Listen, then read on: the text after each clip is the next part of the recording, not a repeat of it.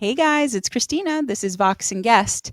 And for a Vox and Guest first, we have Band in a Van. Look at this shit. This is Crimson Asphalt. They are pre-gig and they're in the van. Say hi, guys. Hi, everybody. Oh. Hi, Dr. Good to see everybody. How fucking rock and roll is this, guys? They're in their van. They just finished load in and set up for the opening bands. You guys are headlining tonight. Yes, and we are. Before that, a little appetizer of Vox and Guest for you before you go and beat the shit out of that stage. That sounds like a good idea to me. Super excited. All right, Thank you for having us. Oh my God, so happy to have you. Why don't you, before we get into anything else, why don't you guys each introduce yourselves and tell everybody exactly what you do in the band? D-Mob, I play drums in the band. Woo. Jesse on bass, some backup vocals. And I'm Damien. I yell and awkwardly strum a guitar like Jewel. And we collectively write what is Crimson Asphalt. That's it. We are Crimson Asphalt. You mentioned Jewel, and I have to make my Trailer Swift joke every single time. I just have to. Yes. What's funny is I have a 33-foot trailer named Trailer Swift. I'm not even kidding. Oh my God, that's the best thing I've ever. It's not even joking. No. I love it. That's fabulous. We've been listening to that ever since. There was a second one called The Lizard of Trailer. Oh my God. 2 trailer puns in one band. This is a series of firsts and we haven't even gotten to the opening question yet. Holy shit. All right, guys. Right. I know Damien has seen the show. Jesse and D-Mob, I don't know if you have, but even though I like you guys and you're, bringing us this ultra live gigging band, like kick-ass van experience here, I cannot go easy on you. I start every episode with a question that is intense. Oh, good. People have cried. They've wept. Some have shat. Anything could happen. So just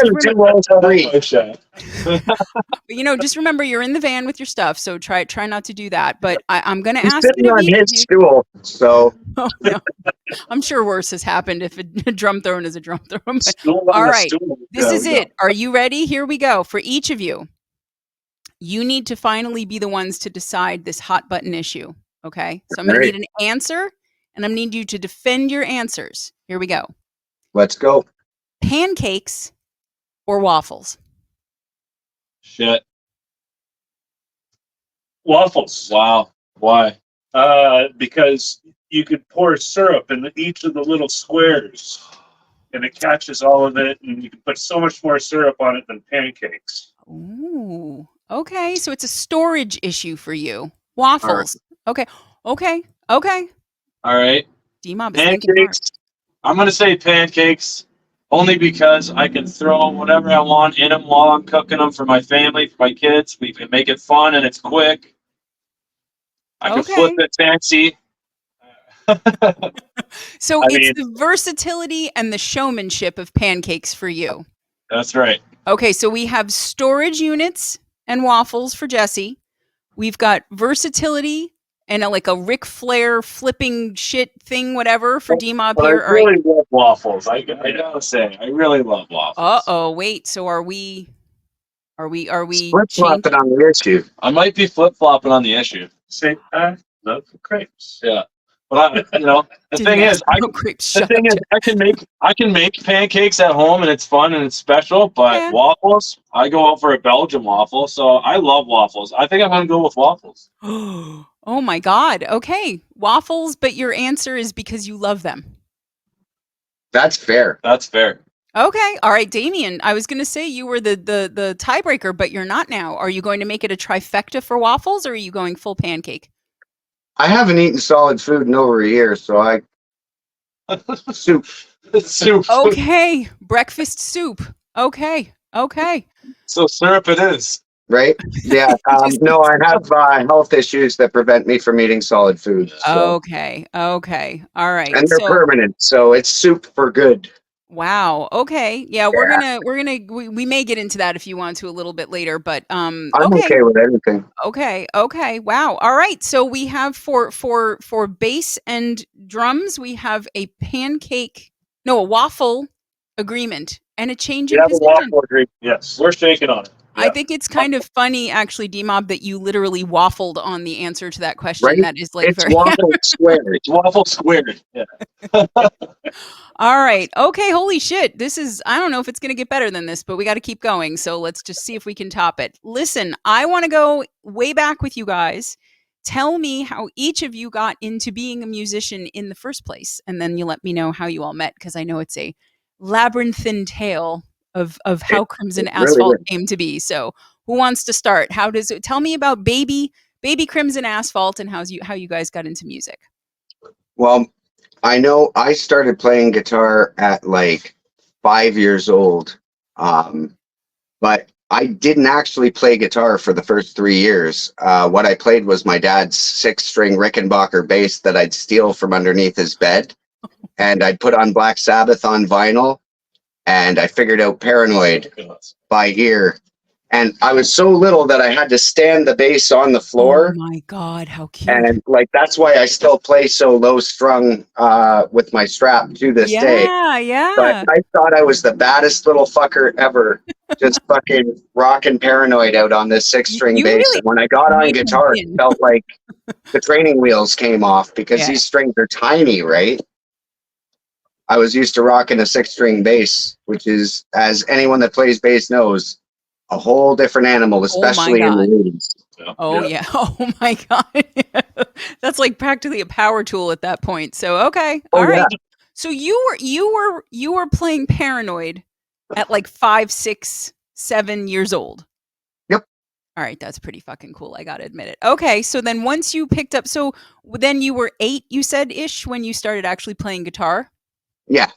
Okay. Yeah, I got my first guitar around 8. Very shortly after a brief stint in the blues, played the bar circuit with a bunch of blues bands when I was way too young. They'd have to hustle me in right before the set and hustle me back out. Yeah. But I found metal at around 10 or 11, and I just went full bore, and I haven't let up since. Okay. All right. Well, and we're going to talk about the previous bands and everything too, but let's bop for the little kid part of it at least. Do you want to go next, Jesse? Sure. You're like, I guess so, since you told me I had to. I'm like, do you want to go next? Yes, you do. He does, though. So I started playing pretty much out of necessity. I have an older brother, and he started playing guitar. Okay. And when he got his first guitar, I'm like, well, I want something too. I was going to get a guitar as well, but then out of necessity, because you got to have all the instruments. It was bass. So I got my first bass when I was about 12 years old. Okay. And I noodled around with it. I maybe learned Smoke on the Water, and then my brother got somebody else to play bass in his band. What the fuck, bro? What the fuck? So I started playing. I did start playing some drums, but then, well, lo and behold, their bass player wasn't good enough, so that guy come again. That's what you fucking get, Jesse's brother. That's what you get. That's Okay. All right. That's right. Fuck that guy. All right. Not your brother, the You other have no bass idea. player.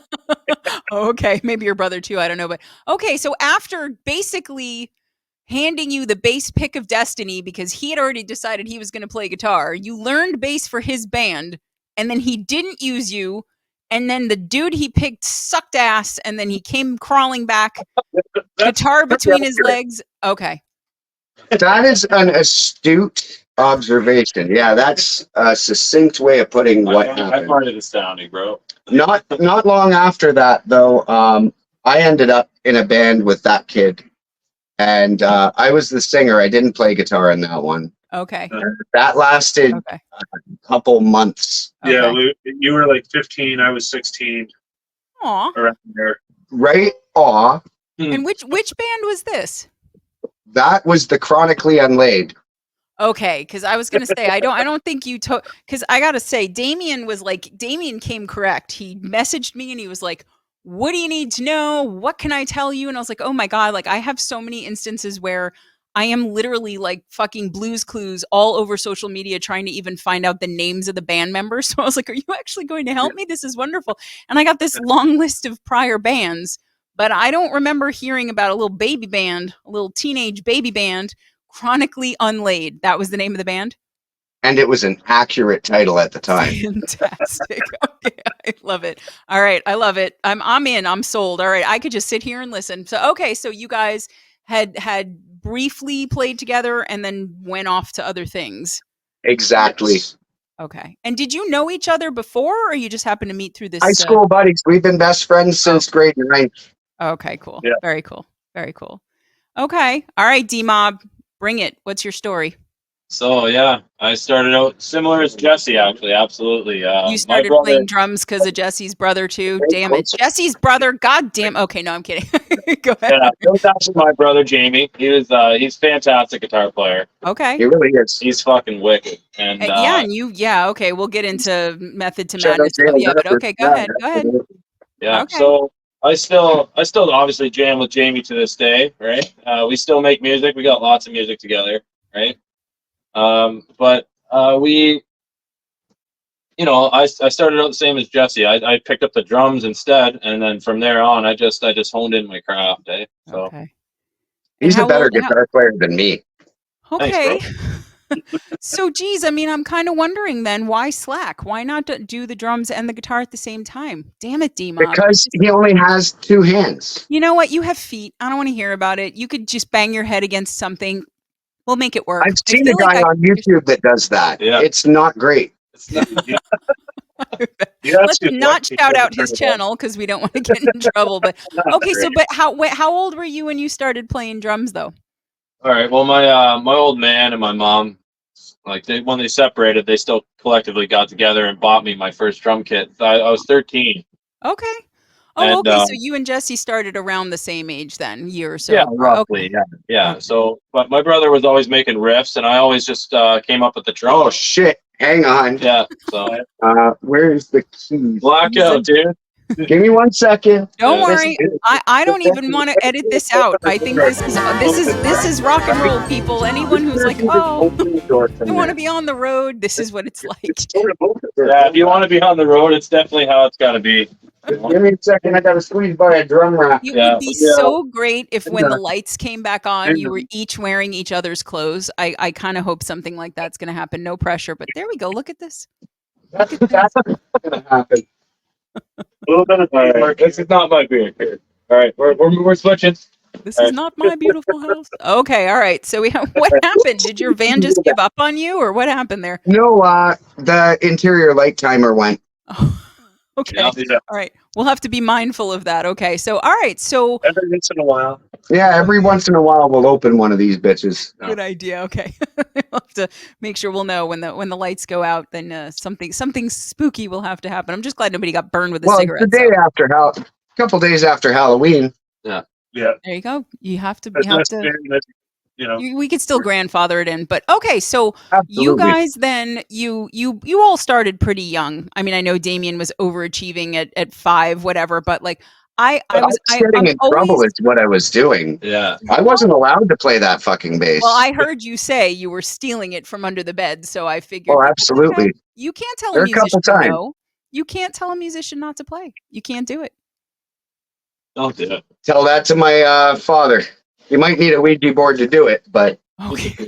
All right. We'll just assume he knows at this point. But okay, so and then you guys Jesse, I was waiting to hear what you were going to say because every time I talk to a bass player, I'm waiting to hear them say something like, well, I was going to play guitar, and it happens almost every single time. Yeah. I think maybe out of like, I don't even know, If 40 somebody something. makes the decision for you.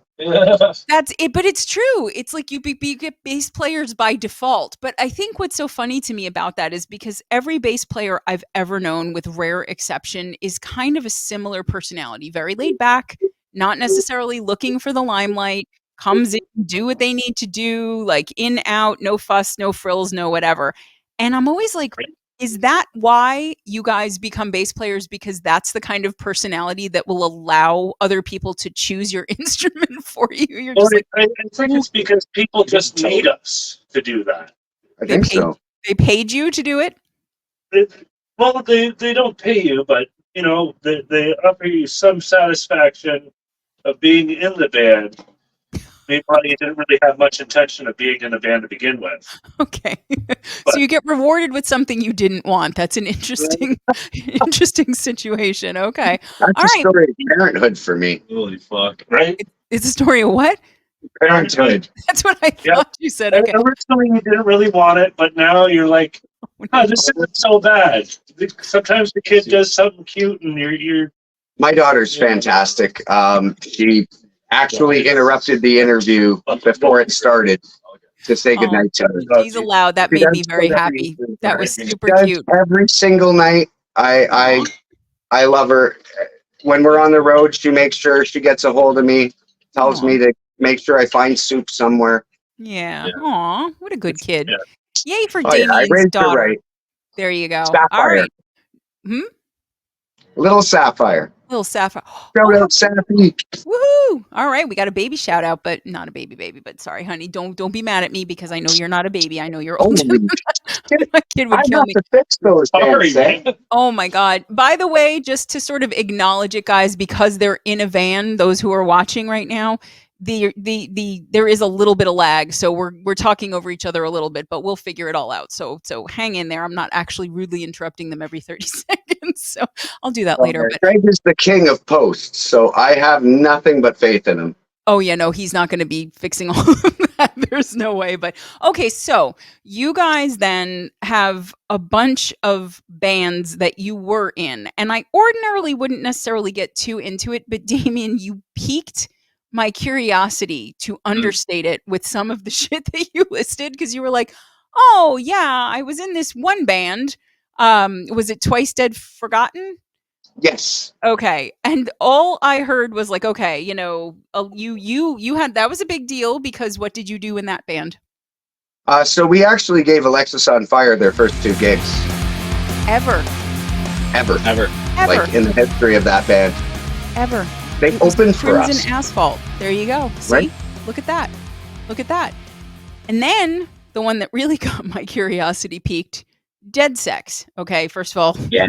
the name implies a whole bunch of shit, but And it's all true. okay, but why?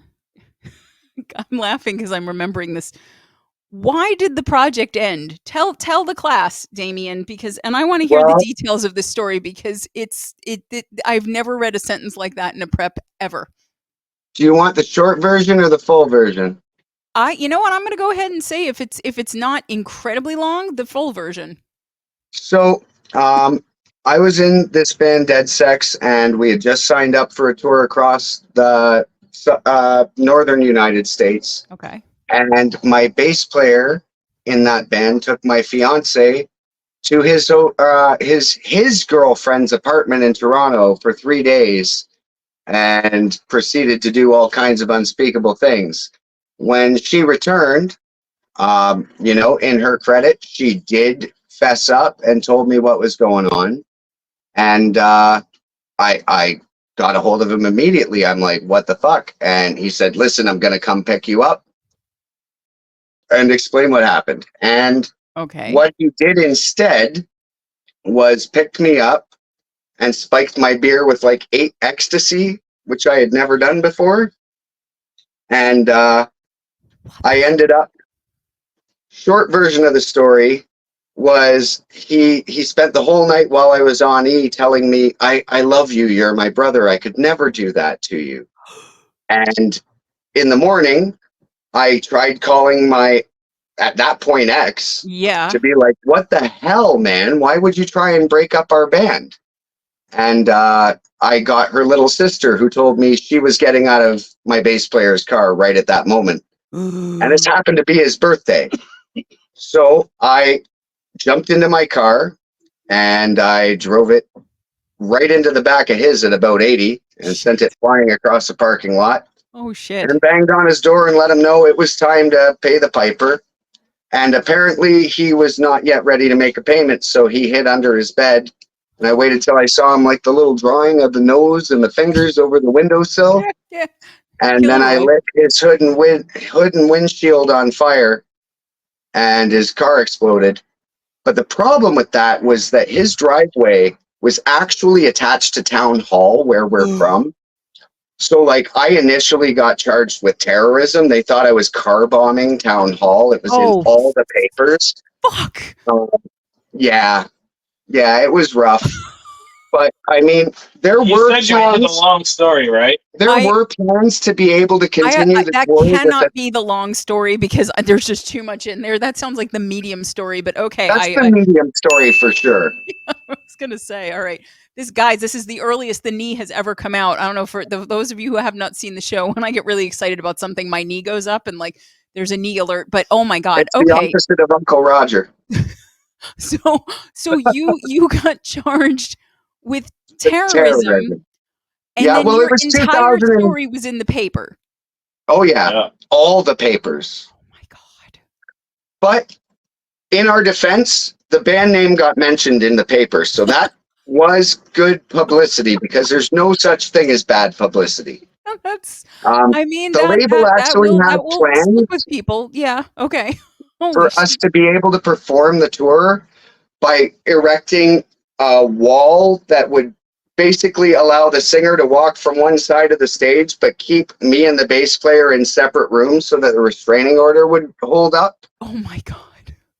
But it never ended up happening. He got really, really scared and the band broke up. Well, so yeah, I mean, I kind of felt like that was inevitable, but okay. I love that there was an attempt to make it, well, guys, we just got all this publicity, so let's see if we can erect a great wall of China. You give it a go. I mean, didn't end up working out. People, how rock and roll is this band? They're in a van. The lights have gone out. And things have been blown up and charges of terrorism have been levied. And we haven't even played the fucking song yet. Holy shit. Okay, right? You know what? I have a thing where I promise everyone, they are in the chat right now clamoring for song. So we're going to play something for you, everybody. So calm down. But you guys are going to get a taste of the upcoming EP, Roadkill. All right, you're going to get a little taste. Yeah. Why don't you guys tell me a little something about Blink of an Eye, and then we'll roll it for the good people. So this song is about how quickly life can go from sunshine and roses, happiness and fucking hope to absolute desperation. Yeah. Never forget that everything's moving forward. And whether it takes you with it or not isn't up to you. That's right. It's all but I'll be taken away from you in a blink of an eye. Mm-hmm. And this truer words never spoken. Nope. Enjoy the song, ladies and gentlemen. Yeah. Roadkill, December. If we ever get into the studio and stop playing shows. Yeah. There you go. Well, I can't intro it any better than that. So here we go. Crimson Asphalt, Blink of an Eye. How many motherfuckers came out here tonight to hear some metal? That's a lot of metal-listening motherfuckers. We came a long way to play for you tonight. There are some fucking incredible bands on the bill. Let's give it up for fucking Eat Boy Show. I don't know, kind of. Who's here to hear Cryo fucking Philip? All right. What about the motherfucking World Eaters, kids? Yeah! I see we got some people in here. The echo has gone away. It only took a couple extra people, but we're good to go. So we are Crimson Asphalt. And this is our first song. This is a new song, so you're gonna have to bear with us. And Ben, at least 2 feet back from that monitor, motherfucker. I don't care how into it you get. Please. I don't want to apologize again. All right, guys, this is our first song. This is called Blink of a Fucking Eye. You ready?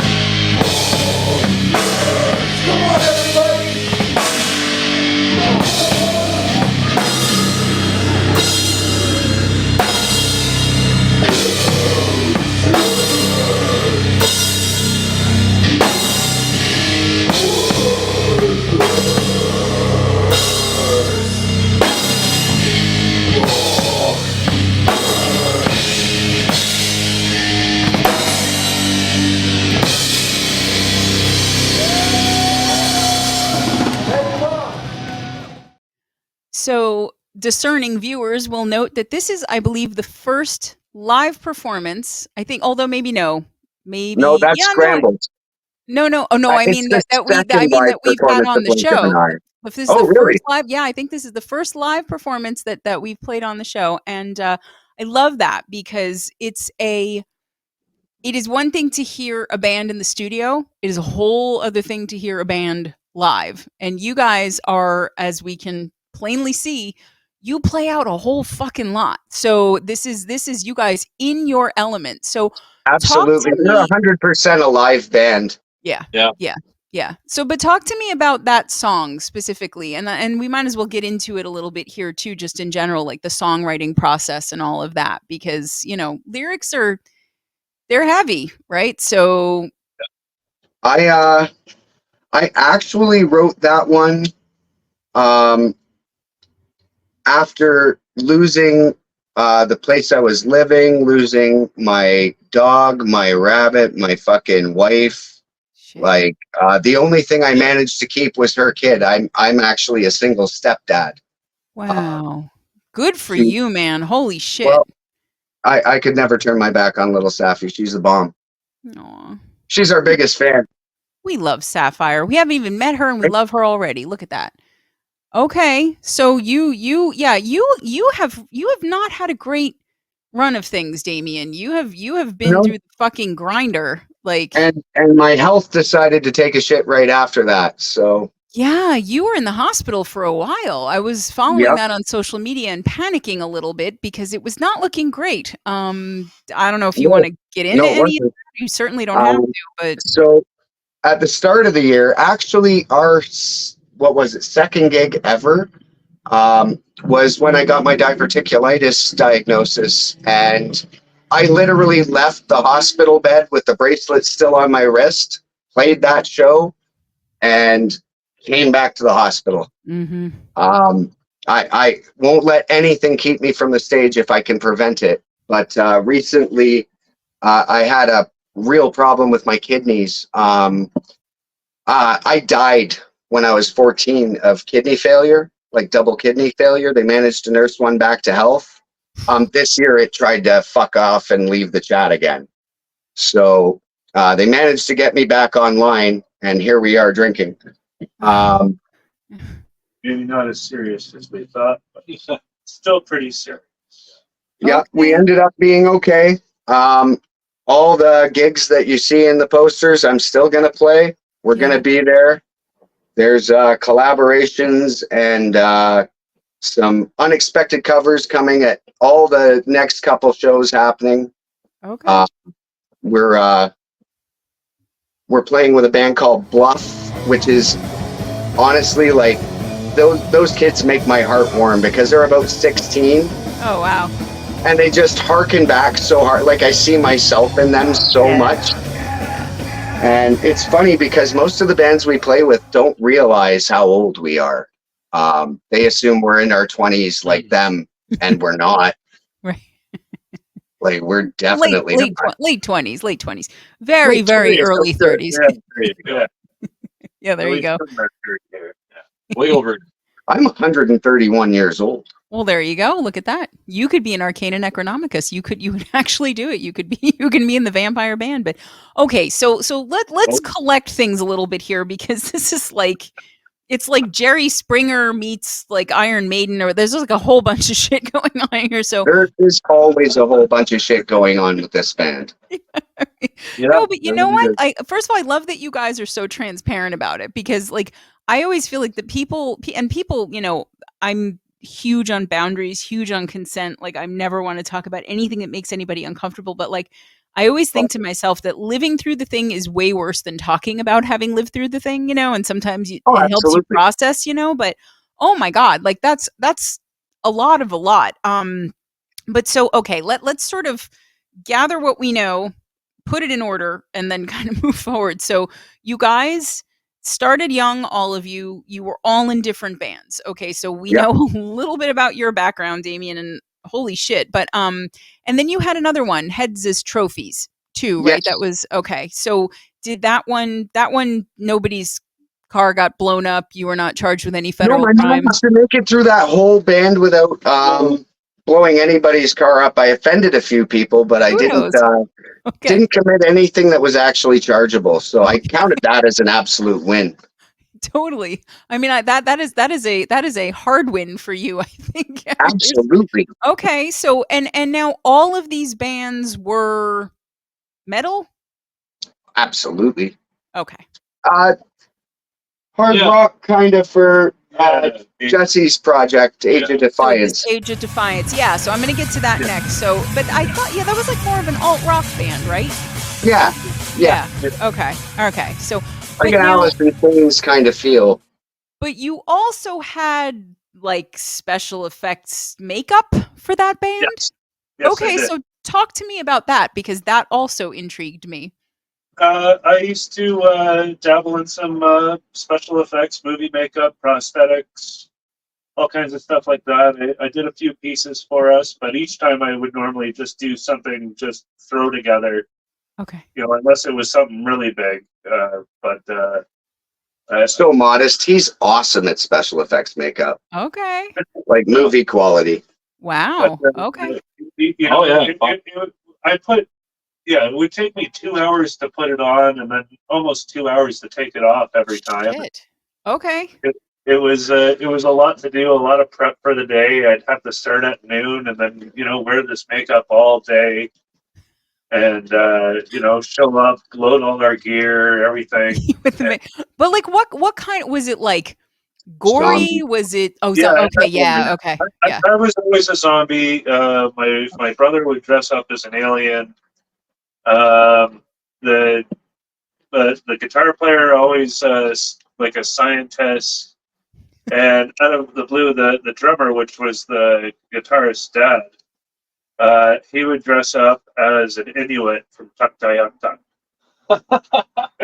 Wait, your sound got terrible, and I know I didn't hear that correctly because I heard like No, you did.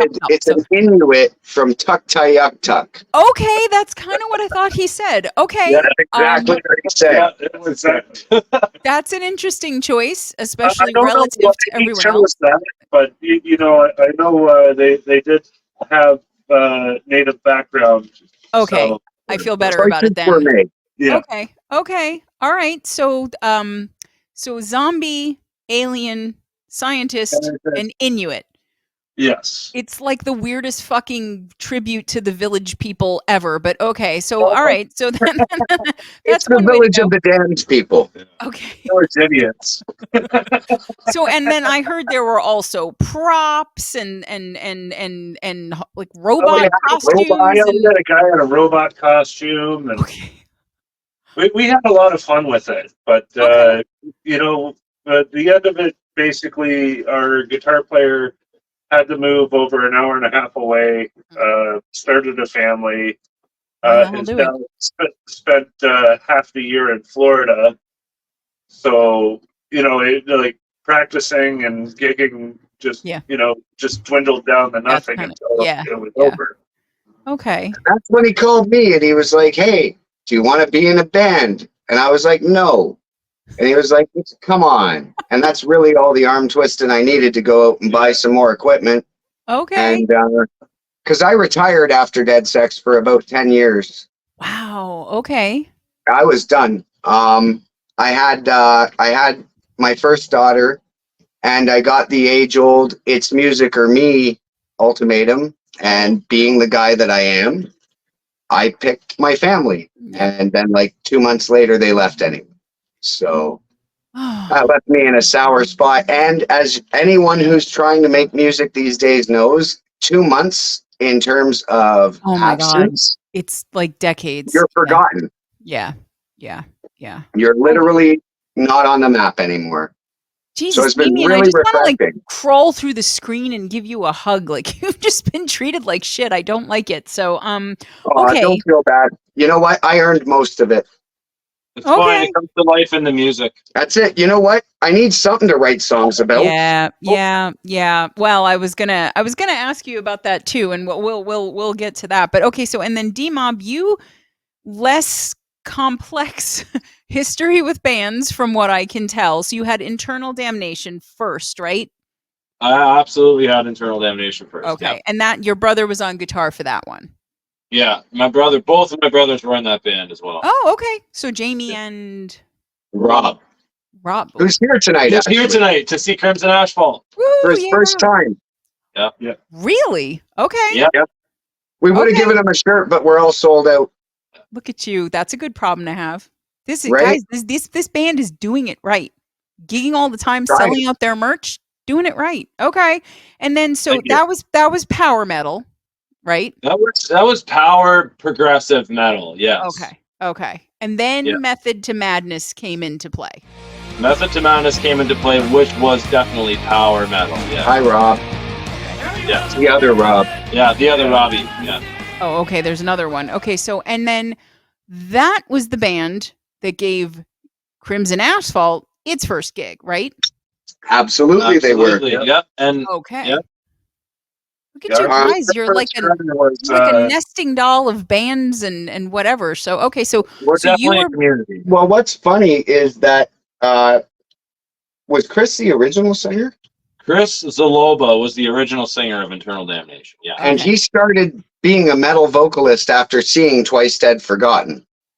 okay. Yes. So- him. He was the inspired by lead Damien singer- Godfrey. Okay. So the lead singer of D-Mob's band became Yes. a metal singer after seeing your first band, Damien.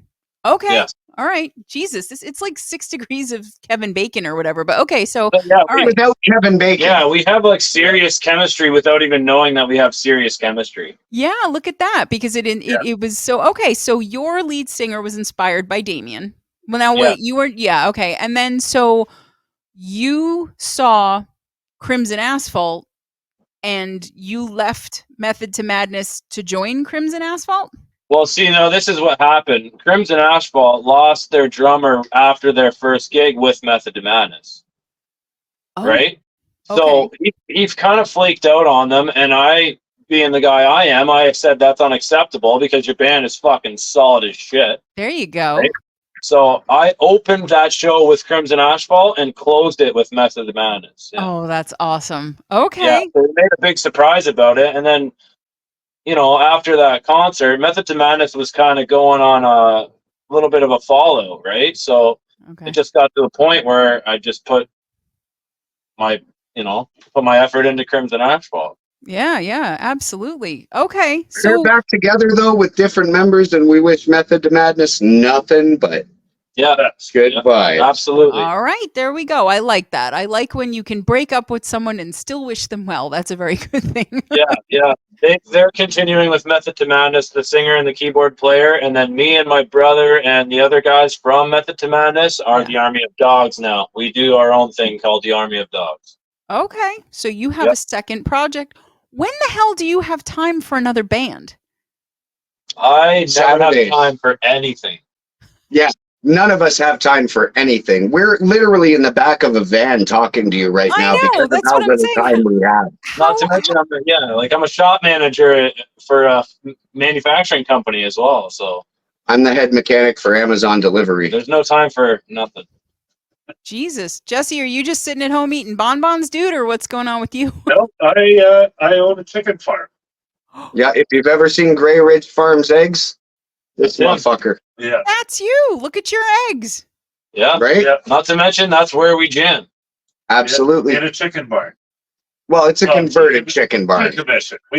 I've changed. Decommissioned barn. I have 2 barns on my property, and one of them I decided to switch out and make a man cave studio hangout.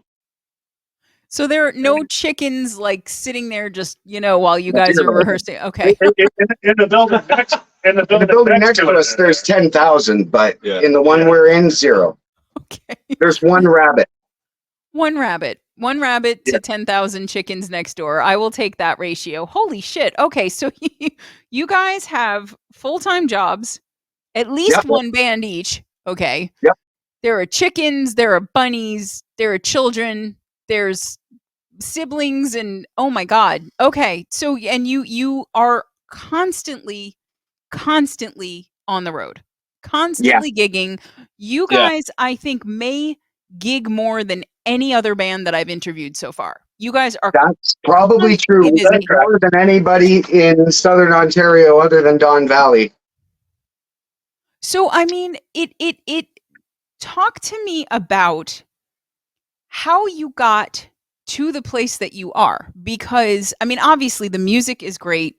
It's going to speak for itself. But we know a lot of bands that are fantastic and a lot of musicians who are fantastic, and they're not, you know, headlining every weekend, multiple shows. They're not on tour. They're not blowing up. They're not. What do you guys feel like has been the thing that clicked? I Go got take it, bass player. Do it. Look at you just jumping in. I love it. We were going to start as a joke band. We're like, you know, nobody's going to give a shit. Okay. Whatever. And we were just going to do this online thing, and, you know, we'll probably never play a show ever. Okay. And then we took one of our songs and we threw it on YouTube just for the fun of it. And then as soon as the song started, in subtitles on YouTube, it said music. And that's when we decided maybe we should actually pursue this for real. When YouTube identified that you were playing music? Yep. Yes. And not noise, or like horrible war sounds. No, I think honestly, what has contributed more to our success than anything is a simple trifecta of always being there for the other bands that we play with. Amen. Mm-hmm. Making sure that when we say we're going to be somewhere, we're there. Mm-hmm. And making sure that every live show we play is something people are going to want to remember. That, I mean, you just hit 3 of my favorite things in life. Kindness, consistency and reliability, and bringing exactly what you promise you're going to bring to the table, if not more. Those are 3 of my favorite. If you are a human being just humaning out in the world and you do those 3 things, people are going to love you. If you are a musician or any other kind of artist doing those things, and I love that you said that, Damien, about being there for the other bands, because you have to be. But you know what? A lot of people miss that. A lot of people think that you're automatically in competition with each other.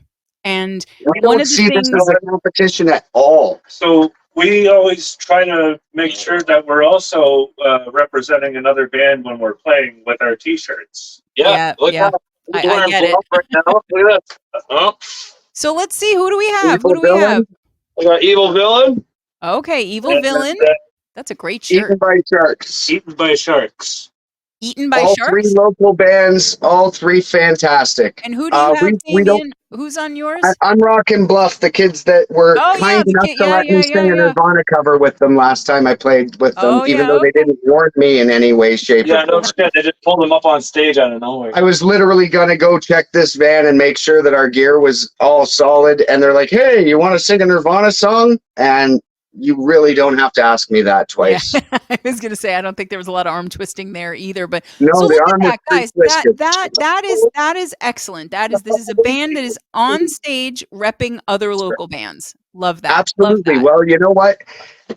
We're all one big team. Us, our local bands, and even the Facebook community. Yeah. We got Shovel Monster, Anger Overdose, so many fucking amazing bands in this community. Oh, yeah. And we try every single time we get an opportunity to throw love to everyone around us, because nothing feels better than logging into your band account and seeing somebody somewhere gave a shit that you're a musician. Right. That's exactly right. That's exactly that is literally the entire reason that I do this show. Honestly, right? Because it's like, you do so much for the community, Christina. Oh, thank you. No, but what I mean, oh no. Spooky time. Okay, guys, that's it. Every time the lights go out, you all have to, I don't know, everybody take off an article of clothing in the chat and in the van. We're gonna, by the time this interview, woo, look at that. Look at that chicken butt. Go to the light, Carol Ann. Go to the light. Run to the light. Oh my God, this is Oh, no, spooky you as didn't work. shit. No, because you didn't close it all the way. Well, I'm just saying, you didn't close it all the way. If you closed it all the way, it would have done it. You bastard. There we go. Let there be light. Okay. We got to be like, Okay, we We can don't have turn to off use the my phone cell light. phone. God, I feel We're like coming back. okay. But so no, I mean I really I think what you said is just so important because I truly believe that if you support other bands and we have to. you We lift have them to. up and you amplify them and you get them listened to, not only have you automatically made the world a better place just by being kinder, but you're showing other people that you're not only, hey, a fan of this other band, but that you're secure enough in what you're doing that you don't feel like there's this much pie. And if you give it to anybody else, you're not going to get any for yourself. And I can't understand why there is competition, especially in an indie community, even beyond Facebook, just in general, locally. Like, I understand you guys, there are only so many venues or whatever, but you guys are not having trouble at all No. finding No, gigs. we're really not. No. No. You're having trouble not finding gigs where you can actually have a weekend off. I'm having trouble put my feet up. Right? Exactly. But you know what? Every week we have somebody new asking us if we're available. So we haven't had to really ask for a show That's all year. amazing. That's Yeah. amazing. No, Yeah, we that's keep getting the amazing. call. We keep taking it. Like, that's just the way it is, right? And a lot of the time they don't have a back line, and Yeah. we'll provide the back line. Like, Yeah, Well, yeah, I we'll- heard we'll that make you it guys were happen. loading in for the opening bands tonight. Yeah, I mean, yeah, like, yeah, absolutely. you don't usually get headliners doing that, So, I No. mean, and I No. mean, so like, what is the scene like in Southern Ontario? Like, the metal punk scene, specifically, but just the music scene in general. Is everybody as, generous and, collaborative as you guys are, or are you sort of leading the charge on that?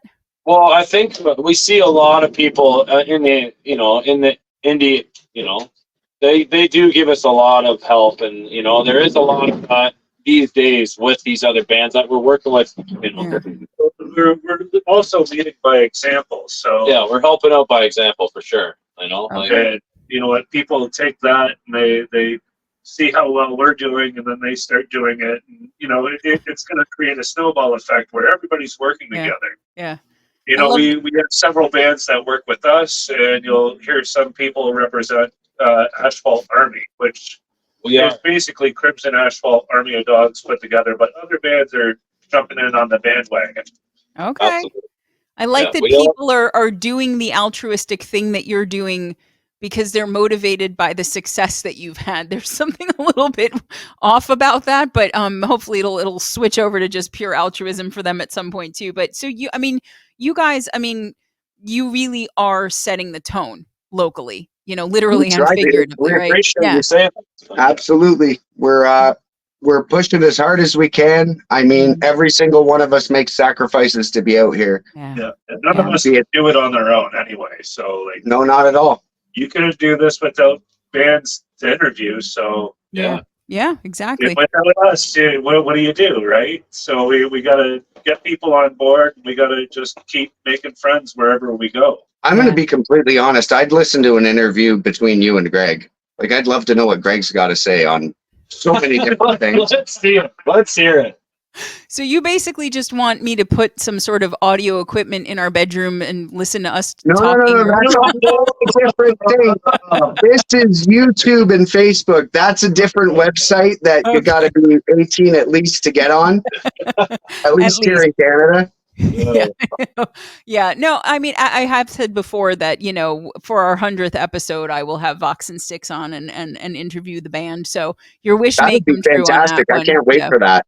How far are you from that? We're probably about halfway. We're about halfway. Nice. We started this show in June, and I think we're over 40 episodes now. So well, we're super honored to be one of the bands that you've talked to, even though we're stuck in a fucking van about to go rock a set. Exactly what I said to you before we started, rolling was that I love this because this is what it's like. People, there are musicians who want to be studio musicians, and that's what they want to do, and that's great because we need that. There are musicians that want to be both, right? Play out live, but do a lot of stuff in the studio. Then there are bands that are mainly, like you said, the goal is to just be out playing live, right? And like I think a lot of bands don't understand how difficult gigging live all the time actually is. Like it's great and it's fun, but it's so much work and it's exhausting. And you guys are even apparently in this kind of, vaunted position of people coming to you and asking if you can play gigs. Like you're not even really We looking only anymore. asked for one gig this year and we've had 30. Yeah. And I only asked for the gig because one of my favorite bands growing up was playing Polka Dot Cadaver. Okay. And I feel like I messaged know the that singer. He and I share an ex. And Okay. I messaged him. I'm like, hey, listen, we're going to be there anyway, but would you mind if we open the show? And he put me in touch with the promoter and gave me the green light. And that was one of our most successful sets this year. It was like fun. We It was converted a lot of people into Asphalt fans that day. We got a Absolutely. super awesome write-up in Blast Toronto. Fantastic. It's been a really good year for media coverage for us. Our original goal was 12 shows and an EPK, and that was a long time ago now. Yeah, I was gonna say, it's been a you've fun almost year. tripled I that. think Yeah. they hit 12 like back in April or May. Yeah, it was like April or May when we hit our 12th show. Yeah, I mean, it's just been nonstop. And I mean, I want to get into the music a little bit. Well, I want to get to the music a lot actually, but like I want to start getting into it here because you guys have a signature for your music. Yes, we do. And Yes. Yes, we do. for those of you who haven't listened to Crimson Asphalt that much yet, and I know you that you probably will should. after this, So- you probably should. They do something very specific at the end of all of their songs. Why don't you tell everybody we what could you do? Yeah, we can do it in a poem for you. Okay. Roses are red, Violets are blue. We're Crimson Asphalt. fuck you! I love it. I love because like I'm listening through, okay, and I'm listening to Symptoms, okay, and just to kind of couch it for everybody, you can see things like Blink of an Eye, Scrambled, stuff from Roadkill, which is coming out soon, as soon as they actually have a minute to finish that up.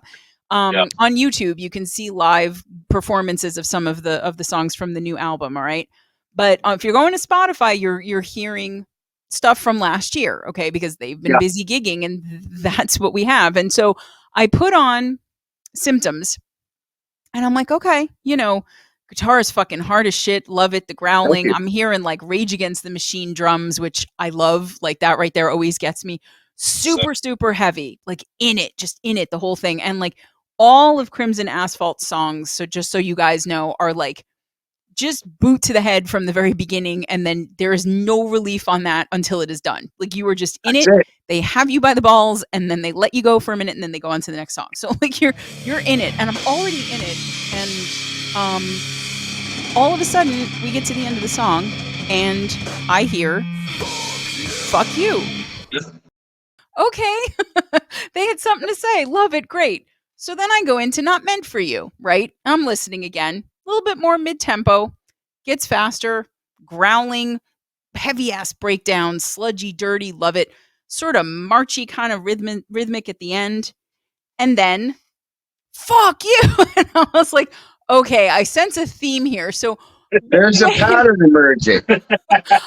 Methinks I've found something, there's a clue. So I figured it out. But when did that start? And like, what was it just every like song I've ended with "fuck you" since I was about 15 years old. Okay. And we're talking "Happy Birthday." Oh, no. We're talking Mary had a little lamb. Mary Had a Little Lamb, Hush Little Baby, Don't You Cry.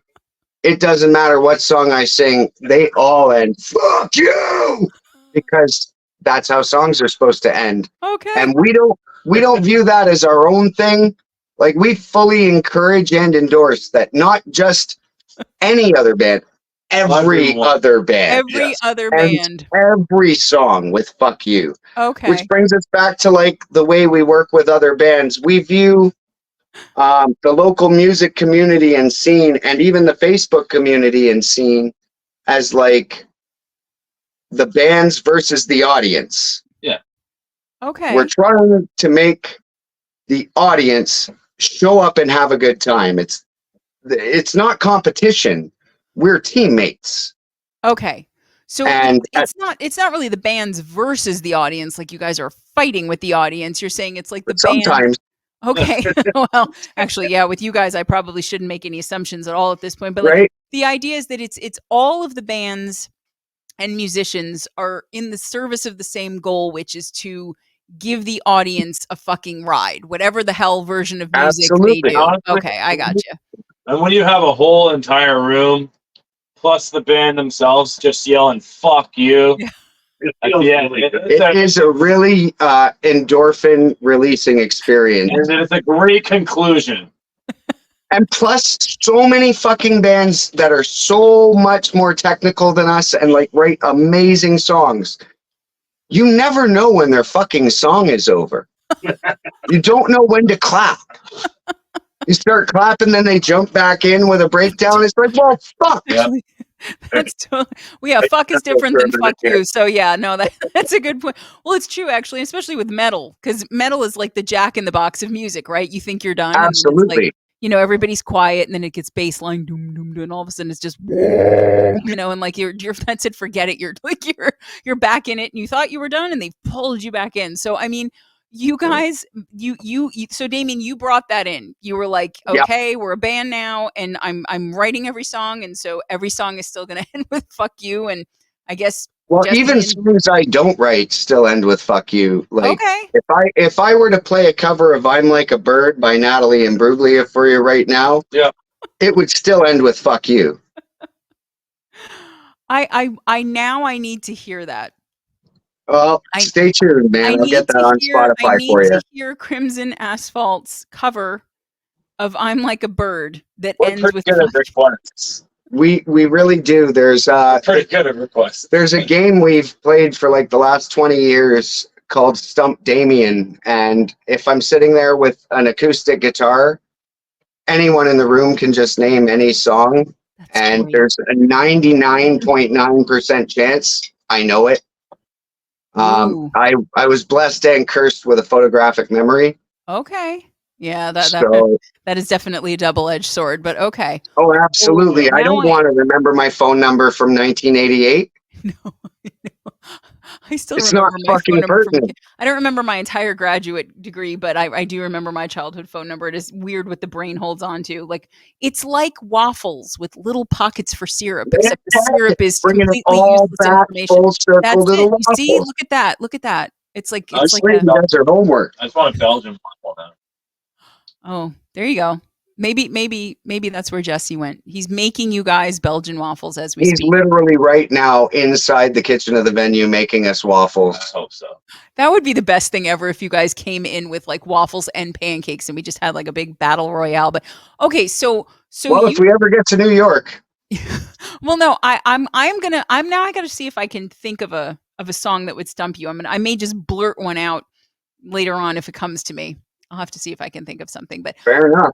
so all right, so now, so Damien, you write all the songs for the band? Kinda. Yeah. I mean, like, Kind of a binary. You either do or you don't. well, the thing is that I don't view it that way. See, Okay. Because what we do is, like, one of us will start playing a riff, Okay. and then the rest of us will jump in. That entire Spotify catalog you're listening to, Yeah. all of the instrumentals were written as they were recorded. Okay. Kind of like Jam Steak. Jam steak. except- Yeah, I was just gonna say. Okay. Shout out Jam Steak. Woo! Jam steak. And fucking big announcement. The drummer from Jam Steak, Dom, is now actually in fucking Anger Overdose, which is fantastic. I know. Look at this. Damien making announcements for other bands. Yes, he is. Yeah, I've been waiting for everyone else to get that news for a while because I've been you know what I mean? super Like fucking Crimson excited. Asphalt is definitely, we definitely helped out each other, right? In the music scene. Absolutely. But okay, so you guys Just so then- everyone knows, I am watching. See, look at that. Damien doesn't miss anything. Anything. Well, He you could be don't have coming up much to behind do our in the car right now. hospital besides watch. Yeah. No, that's a well, sleep would have been a good idea since you probably don't get to do much of that usually either. But okay, but just to come back to that. So you guys then are effectively a metal jam band as well that you write as you play. Insofar as we write that way. But as soon as we've kind of figured out, okay, that's the pattern, and usually it's the first time we try it. Okay. We write jams in song format. Yep. Yeah. Okay. Like there'll be verse, chorus, bridge, Yeah. chorus, outro, even though none of us have ever heard one note of the thing before. So saying that I technically write all the songs is really just saying that I wrote the first riff. Okay. And the band, like I look at every song as Crimson Asphalt wrote that song. Okay. If something were ever to happen to me, God forbid my health or anything like that, Yeah. those are Crimson Asphalt songs. They're not Damien Godfrey songs. Yeah. When I write songs myself, they suck. They're really sad. They're mostly acoustic guitar and piano. Like no one wants to hear that. I would They want to still hear end with that. "fuck you." Of course they It do. has been the No, fuck but you. no. Wait a minute. Now you've seen the show. Come on. You know. I don't let people get away with negging even themselves. Okay, so we're not going to say the songs you write on your own suck. They're just very different. They're very different. That they are. And actually, you know what though? That makes a lot of sense to me because listening to Streets of Blood. Okay, and guys, there are two. Well, there's an EP, Streets of Blood, and then there's a 2 1/4 2 1/4. Yeah. Throat Punch, those Vampire Girls, which like really, you guys, you have to go listen to all this stuff because it is. Well, it's really good, but there's something so funny, especially about that Throat Punch set. The Vampire Girl song. But anyway, I'll come back to that. But when I'm listening to Streets of Blood, which is a thing I say now, there is a lot of, this is going to sound so funny to say about like a heavy metal band, but like Next one under. it is lyrical and there is musicality. Next box under. Behind Throat Punch? No, I was thinking more on Streets of Blood, right? Because the entire, yeah, I mean, like there's Symptoms and Not Meant for You, very hard, very brutal, very straightforward, like and thankfully I am at a point in my metal career since the beginning of the year where I appreciate that now. Like I've developed an ear for metal, for the screaming, the growling, for all of that, the blast beats, and I'll sit there and go like, oh, that was a tasty breakdown. I'm like, who the fuck am I right now? But like, I'm listening to Symptoms, I'm listening to Not Meant for You, and it's very, very heavy. Like it's very, very heavy, and I do appreciate that now. Like I do. There we go. I got this. Wait for it. Everybody, take off a piece of clothing. All right, everybody, take off your clothes. Let's go! Fuck you! Yeah.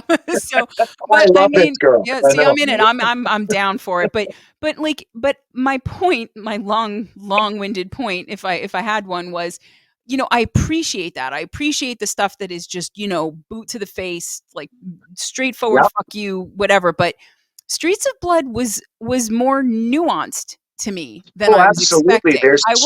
Every song is different. What the hell? Why? The button doesn't like. All right, more clothes. This time your pants. How do you know I'm even wearing pants? You don't know. You don't know. You don't know. Greg sent me an email. Okay. Yeah, well. But I do hear nuance, so I'm going through and okay, I'm like, all right, Chaos and Ivy starts, and all of a sudden I'm hearing singing. Not growling, not screaming, singing. And I'm going, okay. That's still me. Yeah, oh no, I know. But like that song, I felt like was almost more of what I would at this point call, and I'm probably wrong, but more of almost like a prog metal kind of feel. And so weird. That's the first jam that we've ever Yeah, the first time we ever played together at all as a group. You're That kidding. was what came out. Like literally that 6 minute and 17 seconds was the first 6 minutes and 17 seconds we ever played. That's fantastic. Like, Jesus, your lights are, it's like a signal Nope. from the beyond. But like, I mean, that one I appreciated too, for a number of reasons right out of the box. I appreciated hearing your singing vocals, Damien, Well, because it's thank like, you very much. I'm yeah. very, very, very self-conscientious about my singing voice. Oh My no, screaming voice, I have no. I really, I like it, you know, and Thank you. and but then like, so to me, the choruses get real doomy, right? Okay. And so like, it's very dark, it's very sludgy. And then the vocals are sexy, but they're also creepy as shit, which is like an interesting Thank you. combination. That's exactly the vibe I go for, is sexy, but And creepy as shit. You know? There you go. That's literally, it says it on the back of my one jacket. I was going to say we Super have sexy to get reality shirts. We voice. absolutely need shirts for that say sexy and creepy as shit. But and then like You send me an address, I'll send you that shirt. okay. I may just do that actually and then wear it. But no, and I'm going, okay, this is a very different feel. Like a very different feel. And again, I know it came before because everything that I heard was basically out within the span of like 4 months, right? You guys put out stuff in February and stuff in June of last year. And then it was like, okay, you know, and like I loved that I heard a different side of you guys, you know, and bands that do that, especially metal bands that do that surprise me like that.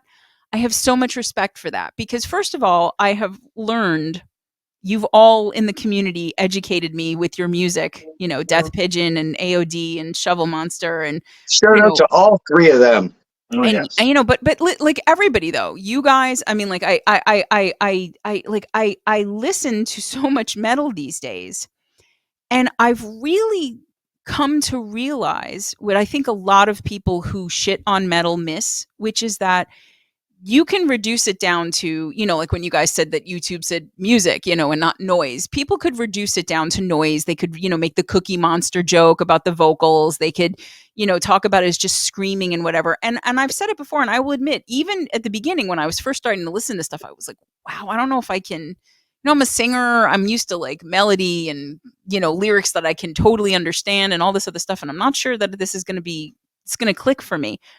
And then I started hearing all of these elements, and there's so much to metal, or at least good metal, that I don't think people appreciate. You know, I think there's, you know, and you guys have that ability to surprise me with, you know, because again, if I had listened in any order, if I had started with Throat Punch, right? Okay. Which, I mean, that's more of like a lo-fi kind of, you know, very, you know, that's loud, lots of growling, very heavy, very dark. That song makes me really angry because it's a true story. Oh, okay. Talk to me about that. So, when I got my new job as a mechanic, I went to go get my toolboxes. Okay. And I left my 9-year-old daughter in my mother's care. Okay. Where my 34-year-old blood brother was staying. And that kid ended up feeding my 9-year-old daughter a half a bottle of Southern Comfort and then trying to show her a whole bunch of explicit images is the best way to put it. Fuck. So, I mean, the first 2 verses already happened. The third verse is if I ever get him alone again. And that's a true fucking story. That's one of the only songs that, like, after I play it live, I'm actually like shaking angry. Yeah. And if we could be that angry all the time, I feel like we'd be a lot heavier band. But we're really just like, look at everything around us. Everything's going so good for us. It's really hard to be mad. Like I'm finding that you're grateful. You're grateful, and that's 100%. Yeah, making the friends that we're making. If a year ago you had told me we'd be sitting here Yeah. in the back of a van outside of a headlining gig talking to Vox and Stix, I would have laughed at you. Yeah. No, But it it's makes amazing. perfect sense given the way the year has gone. Yeah. Yeah. But you know what? You guys deserved like an upturn. Like I feel like you just from like the little bit, and I'm sure there's, that's tip of the iceberg of the stuff the stories that you could tell. But like, I try not to whine. Well, if we're going to talk about luck, then we could talk about our incident last week. Yeah. oh yes, Absolutely. you know what? Okay, so guys, I'm very glad you brought that up now, Jesse. It's a good time for it. This we were about to discuss it before we started actually rolling, and I said, no, you know what? Save this story for because I want my actual reaction to be on the show. So I don't know what they're gonna say, but I know that some intense shit went down at last weekend's gigs. So you're gonna tell me what happened. I hope everything's okay, because at this point I don't know what you guys are gonna say. So, last weekend we had a sold out gig in St. Catharines, the city I work in. Yeah. And 5 minutes before we got on stage, we got a text message from one of the promoters in a town called Guelph that's about an hour from here. We have a huge following in Guelph. Shout out Guelph, all our Guelph people. We love you. With Gain Media. Yep, Nick Weaver with Gain Media messaged us, and he's like, guys, a band dropped out. Can you cover tomorrow? And we were like, fuck, really? Because I know you've listened to us, so you know I can't do that every day. No. I need at least a day off in between them. Oh my God. And we were like, okay, I'll kind of half-ass the set tonight so we can half-ass the set tomorrow and get it done. And then you get a whole ass over the course of the One weekend. whole ass over the course of 2 shows. Yeah. But we get to this show the next day after rocking the warehouse, which was amazing. And we're all unpacked. We get everything set up, and everybody's looking around asking who moved the cymbal bag. Now, as you can see behind us, we use 13 cymbals at about $450 a piece. Yeah. The cymbal bag was not at gig number 2. Oh my God. The cymbal bag was left in an alley behind the venue. No.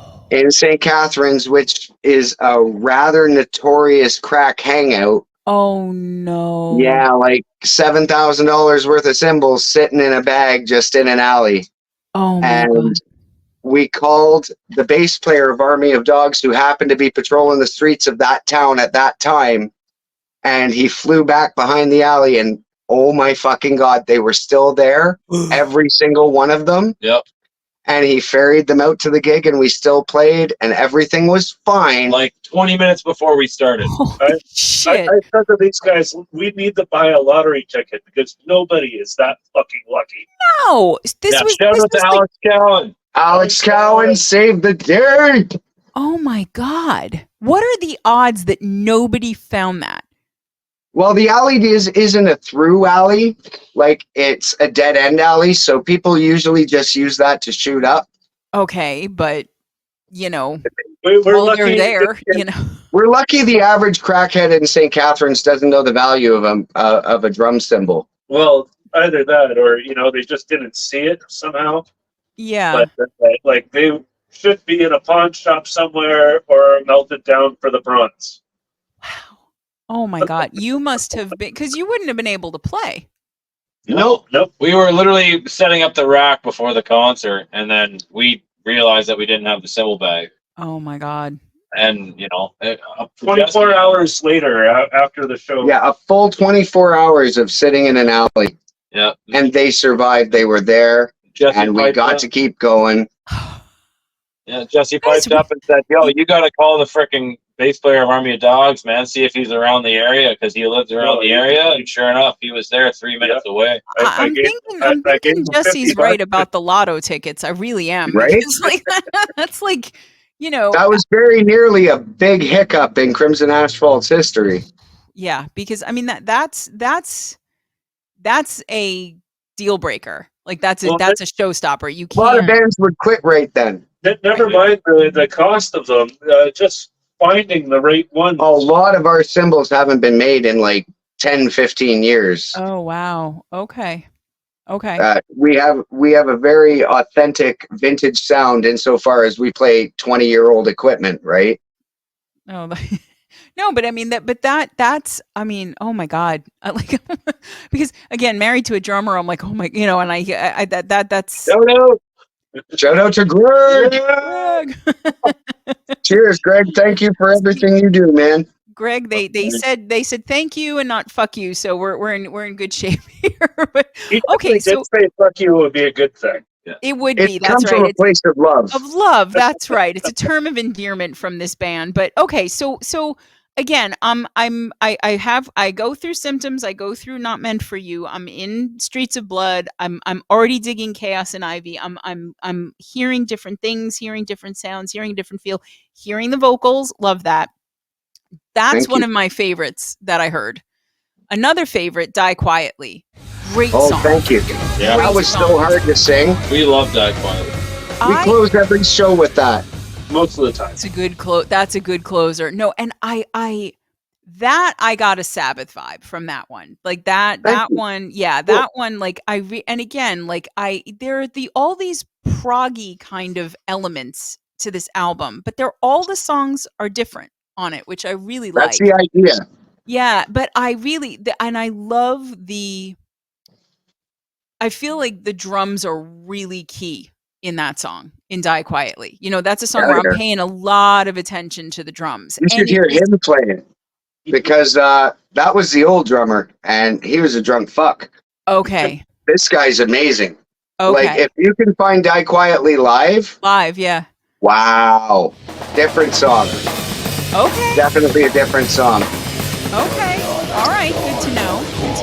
Now, is that one that you particularly like to play, D-Mob? Is that a big favorite? Or? Personally, I love to play them all. Okay. That's a good thing. Crimson Asphalt just really brings you to a place that just can go anywhere in 3 minutes. Yep. And when it gets there, it'll say "fuck you." Yeah. Right. And the lights will turn it's out. like our lights did. Yeah. The lights keep saying "fuck you" too. But yeah. Okay. So then. Yeah. Well, sorry, we ain't go anywhere. So we have a group of people down here called Ryfield Studios that do free recording and video recording for all the local bands. And what? yeah, they're amazing. You should check them out. Most Ryfield Canadian Studios on thing I've YouTube. ever heard in my entire life. Right? These guys are inspiring to being. Absolutely. But that being said, the first time we went there, we were about 10 minutes away and they lost their power in a windstorm. Oh, no. And they're like, guys, I don't know if you want to turn around. And we were like, well, listen, beer and weed are analog and they're both legal here. So we'll be there. And we spent about 4 hours drinking and smoking with them and their wives by the light of a Milwaukee drill. Okay. And so if their lights want to black out, then we might as well too. Yeah. When we when we actually came back and did our proper recording with them, the very first song, I said, and down goes the power, and they cut to black. Oh, that's very just cool. to kind of reference our Evening in the Dark. No, that's great. That's great. I love Easter eggs like that too, because people listening wouldn't necessarily know it, but then they hear the story. You guys are. I got to tell you, like. I feel like I'm just hanging out in the van with the three of you. That's exactly what you're doing. That's it. No, but I really and I think it's part. Greg's in there too. Greg's. Oh, I rarely go anywhere without him if I can help it. But no. But I. It is part of why I was excited to have you on the show in the first place, because the personality comes through in the music. Well, thank you. It comes through. We try really hard to make that happen. But it does, though. And I mean, and what's interesting is that it happens in the live stuff that I watch, clearly, but it also happens in the recordings, which is not easy to do. I've said that before, that a lot of times you lose dimension, that for going from live to, and and it's one of the things that as a internet band, quote unquote, that, we're very mindful of, that, even though we're performing live in real time, we're not in the room with people. And there's something to that you just, there's nothing like that. Right. But so with you guys, it's, you know, the social media, the personality is there, the passion is there, the genuineness. Yeah, that's a word, right? I'm gonna allow it. Yeah, I don't know if it's a word or not, but I'm cool. That's Yeah, but fine. what We're good would with you it. you wouldn't say genuosity. So like it's got to be like the fact that you're genuine. We're going to just change the word. Genuinity? That genuinity. I like that. I'm going to start using that now. Fuck you. But no, but so Fuck you. being genuine, and then the kindness too, you know, that there's all of that there. And you know, it's not like the music needs that, but I think especially given, and I understand what you're saying, you guys have every reason to be grateful right now. You are Oh, you know, absolutely. getting your dues and all of that. But given all of the shit that you guys have been through in one way or another, especially you, Damien, you could be really hard and really jaded and really shut down and really just pissed off all the time, you know? And I think that, you know, for if you're going to be that way and you're going to have a genre, metal is probably the one that you want to be, and you don't want to be like a, you know, piano bar person just like fuck you know, whatever, but like I would. Yeah, but we've all said you it, would, it's true. Natalie and Brulio would be right there with you. No, but I mean, but like, Absolutely. but I feel like there's a resilience to that, you know, that the music, you know, what you're seeing is you're seeing me think through and process in real time, because I sometimes, and this was one of the out, well, the you know, the discographies, I should say, where it happened with me, where, and it happened with Steam Slicer and it's happened with other bands, not too many, but some, where I'm listening to the music and I'm having an emotional response to the music that doesn't seem on its face to necessarily match the music that I'm listening to. Yep. And, No, you that's know, right. so I'll sit there and I'll go, okay, you know, this band is heavy, you know, and now I'm in a place where I can absolutely enjoy and appreciate that. But I'm also going, but what is that though? Like what is that though? Like what am I reacting to? And part of the reason I love doing this show is because it almost always answers the question for me. You know, for Steam Slicer, it was that he was writing his albums for his little boy who hadn't been born yet or who had just been born. You know, for you guys, it's like, you know, you've lived all of this been through life. it. Yeah, that's exactly. And You're but welcome to it's the ringer. but you're not pissed, you're not resentful, you're not Not at all. done, No, you're not but jaded. we can definitely, yeah, we can definitely express the anger through Crimson Asphalt. Well, you Yeah. know, one thing that I've always been a believer in is, you know, we can't always control the situations that we're in, Mm, but what we can control is how we handle it. exactly. That's really So, all like, you can control. Yeah. well, that's it. You can control yourself. You can't control everything else. Yeah. So we take it, everything that we've been through, our anger, whatever, and we channel it through the music and we get it out that way. You know, I find that metalheads and, you know, hard rockers, everything, they're usually the kindest group of people around. 1,000%. 1,000. I mean, like, you know, like The angriest people are country music listeners. okay, They really are. I'm not touching that one, but no, They're but I so mean, mad at their lives. So mad. Why but so mad? but you know what though, Cheer up. Jesse, you're absolutely right though, that like, you know, I remember the very first, you know, I mean, Jam Steak, yes, metal, but like kind of a different feel, right? Oh You yeah. know, and Grimrock, I'm just going through my first couple interviews for the show, you know, rock, obviously it's not grim metal, you know, and Dion Powder Band, genre promiscuous as I call them. And so Death Pigeon, and then Narok. We're transgenred. Yeah, we're a metal band that identifies as a punk band. You guys, it's true. You are by genre, right? No, but my point is that the first like officially metal band that I interviewed was Death Pigeon, and I'm Okay. talking to Yep. JD, and JD. JD, who's like a brother to me at this point, one of the greatest people who's ever graced the earth, ever. Just like I love that absolutely, guy. just lovely and That's great. kind and sweet and brilliant and funny as fuck. And I had no idea when I sat down what I was going to be getting, because it's Death Pigeon, right? And you go and you listen to the album, and it's intense, and then you read his story that goes along with it, and it's dark and it's gory and whatever. And it's exactly what Jesse said, like the nicest to a person. The metal bands that I talk to, everybody is just, I thought that was Jesse's leg for a second, and I was like, what is happening right now? But it was a bottle. I love Jesse. I don't know about it's like, Jesse, you have showgirl gams. I was very impressed by that for the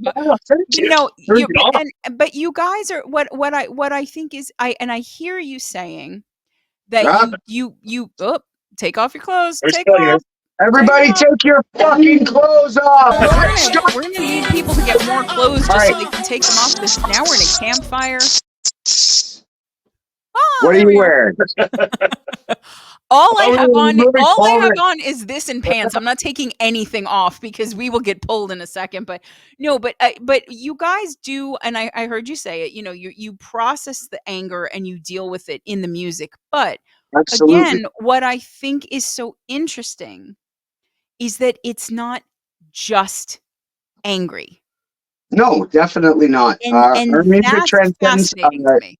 Yeah. A bunch of different emotions. If all you give people is one thing, right, then they're going to get bored. It's 2023 and attention spans are about 30 seconds long. That's right. If that. So yeah, absolutely. What you're going to do is you're going to try and catch people's attention every single time you start playing a song. Yep. And Shovel Monster just got on the Nixus podcast. Shout out Shovel Monster. Shovel Monster. And Nix, and Melanie Nix too. Yeah, we were with her a couple weeks ago. Tremendous. I love Mela. She's doing great things for the community as well. Absolutely. We had a super fun time on her interview too. Absolutely. No, and those who watched it should know that I'll do just about anything for chicken nuggets, even though I can't eat them. Aw, but the love is still there. The love is still there. My daughter can eat them. Okay, there you go. You're just hoarding them for her. But you were saying, so Shovel was on Nixus, and we were going somewhere with that. Sorry. Yeah, we lost it. Oh, we lost the thread. We lost the thread. Well, I'm trying to remember what song was starting with. There were being all different emotions in music. Oh, absolutely. We try and transcend all different emotions through our music, because if all you give people is one thing, then they're going to get bored super quickly. Yeah. I love a lot of really, really heavy bands, but all they ever give you is that one super heavy vibe. You never get to hear any of what else is going on inside those musicians. And I feel like there's a connection we make with our audience because of that. Yeah. You can put on Vampire Girls if you're feeling dancey and you want to get dressed up. You can put on Throat Punch if you're super fucking mad. You can put on Not Meant for You if the world has just, you've had enough of it that day. Yeah. There's a lot of different feelings in our music, and I feel like that comes from just creating honest music. As a human being, I'm not always angry. As a matter of fact, look around. We're about to headline a show. I'm not in a bad mood. Right. No. Lights keep going off, but I'm still in a good mood. I know. You still have clothes on. Yeah. Well, actually, what no one sees is below the waist, I'm completely naked now. Well, so this should be actually a more expensive interview. That's it. That's it. Well, for anyone who wants to subscribe to our channel, we will show you the bottom half of this interview. You'll just have to email Greg at nopants@voxandstix.com. But now Greg is feverishly creating that email address. It's not a real address. But no, but I think what you just said is absolutely true. And I think that it's part of why, again, genre hopping a bit, but you can listen to Alice in Chains and think Alice in Chains, and then you hear Nutshell, and all of a sudden it's something completely different, right? And that's actually my favorite Alice in Chains song. There's something about that song that gets me. I love all the other stuff too, but it's that ability to, and I mean, holy fuck, guys, Damien just mentioned it. We've mentioned it a couple times, but not really. Those Vampire Girls, that song had me laughing my ass off in the best way. Oh my God, because it's like a metal version. What is that? Bam, bam, bam, bam, bam, bam. I Want to Be Sedated. It's like a metal version of that, but like also Green Day. And then like the theme song honestly, from Laverne and Shirley. But like, anything. No, but like it, and you know, I always only make favorable comparisons, but I'm like, what am I hearing right now?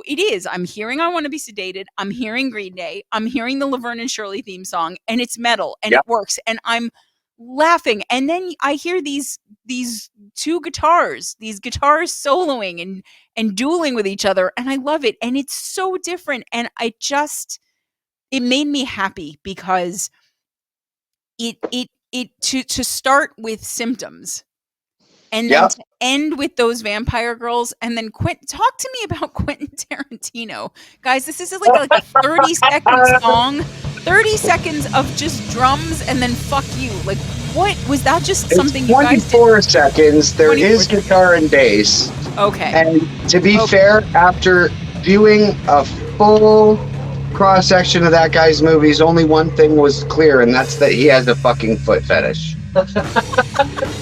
Actually, yeah, you know, that's true. He did. There is a foot massage in Pulp Fiction. Have you ever given a foot massage? Don't be telling me about foot massages. I'm the foot fucking master. Well, Tequila off of Salma Hayek's foot in Dusk Till Dawn.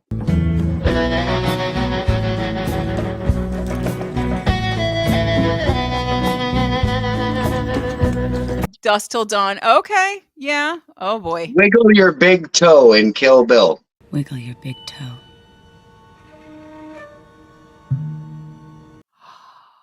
Oh my God. Oh no. Motherfucker's got a sickening foot fetish. I don't want to think about I'm not saying anything bad about anyone that has one besides him. Tarantino specifically. I completely I'm get just that. putting out that I can't watch a whole fucking movie without seeing some lady's foot in various states of undress. Even in Inglourious Bastards, there's the scene with the foot. All the evidence is there. Wow, look at this. This is like we're doing a close analysis of Quentin Tarantino's foot fetish. No place. I keep posting that on every single one of the fan pages too. Okay. Okay. Like, so I'm sure he's heard the song by now. Okay. But where did that come from, and why did you specifically decide to do that about Quentin Tarantino, or did you just call it that? Well, we knew we were going to play a song that was 24 seconds of noise. Okay. We didn't know what we were going to say. Okay. And then it became very clear what we were going to say. Okay. Okay. That's our only song where the vocals are actually recorded with the song. Okay. Okay, that makes sense. It's all just very like, because I was just started settling in, because I don't look at I just put it on and I close my eyes and I listen when I'm prepping for these shows. Yep. And I was just getting into it, and then I heard "fuck you," and I was like, "Wait, what? It's over?" But it's over. I think it was exactly as long as it needed to be. Yeah, that's how we feel. We have a couple more in the vein, like in the spirit of Quentin Tarantino. We have one called "Shit Cookies." So we played a gig with a band called 30 Immolated 16 Returns. Shout out to them. You're gonna have to hold on for just a second, because I'm still at Shit Cookies. Okay. Well, that's where I'm going with it. All right, I'm ready. Band, Go ahead. There's a female guitar player in the band, and she has a female slave that is in bondage gear during their set. It's very like avant-garde. Okay. They're going for, what can you do now that Marilyn Manson has claimed shock rock completely, right? It's kind of like a Captain and Tennille throwback from your description, but okay, yeah, all right. So we've got a female slave in bondage gear, and she has a tray like the old 1940s cigarette girls, and on this tray are a bunch of cookies that look like cat turds, and there's a label that says shit cookies. Warning, shit cookies may contain peanuts. And I saw this. And we wrote a 19-second song called Shit Cookies, What the Fuck? And it's really good. I wish we had electricity in here. I would play it for you right now. It's a great song. You know what? We gotta wait for the EP. Yeah, Okay. we'll record it tonight from the gig, and we'll send it to you guys in the email. Okay, I Even will. if you I don't will air hold it, you you'll to get that. to hear it. Oh, that's happening. That's happening. That is happening. That Natalie And Imbruglia. we have another one Okay. called Applebee's Has Rats, which is a Talladega Nights reference. Think that you meant to put the damn onions on my steak. Okay, Bruce. Grandfather, can't we resolve this conflict without anger? I'm a veteran! Dad! And a diabetic! Dad! Why are you doing this? Applebee's has rats! Yeah. That was only about 9 seconds long. You're killing her, man. I love that movie. No, It's the best movie of all time. It's a scientific fact. it's right up there. It is definitely right up there in your best movie area. That's it. Okay, so shit cookies and Applebee's.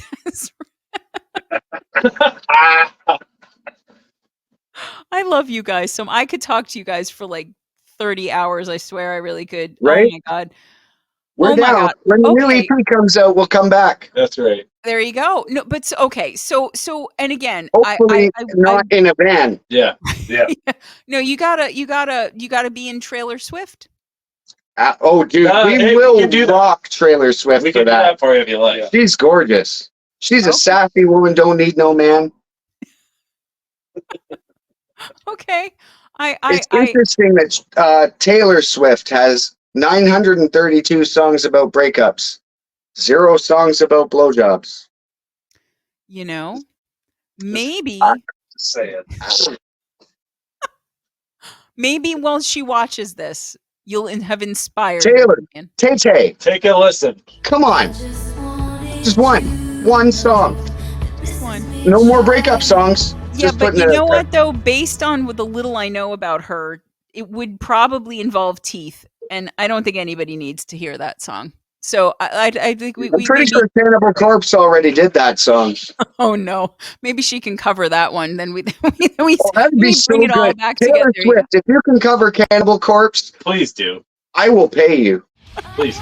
She will She get a got money, whole other lady. market segment. Can you Oh, imagine? yeah. That would either It's all get her or lose everybody for Cannibal Corpse. But okay, all right. So listen, let's regroup a little bit. So we have Roadkill coming out, the new EP at some point, hopefully maybe by the end of the year, but it depends on the gigging schedule.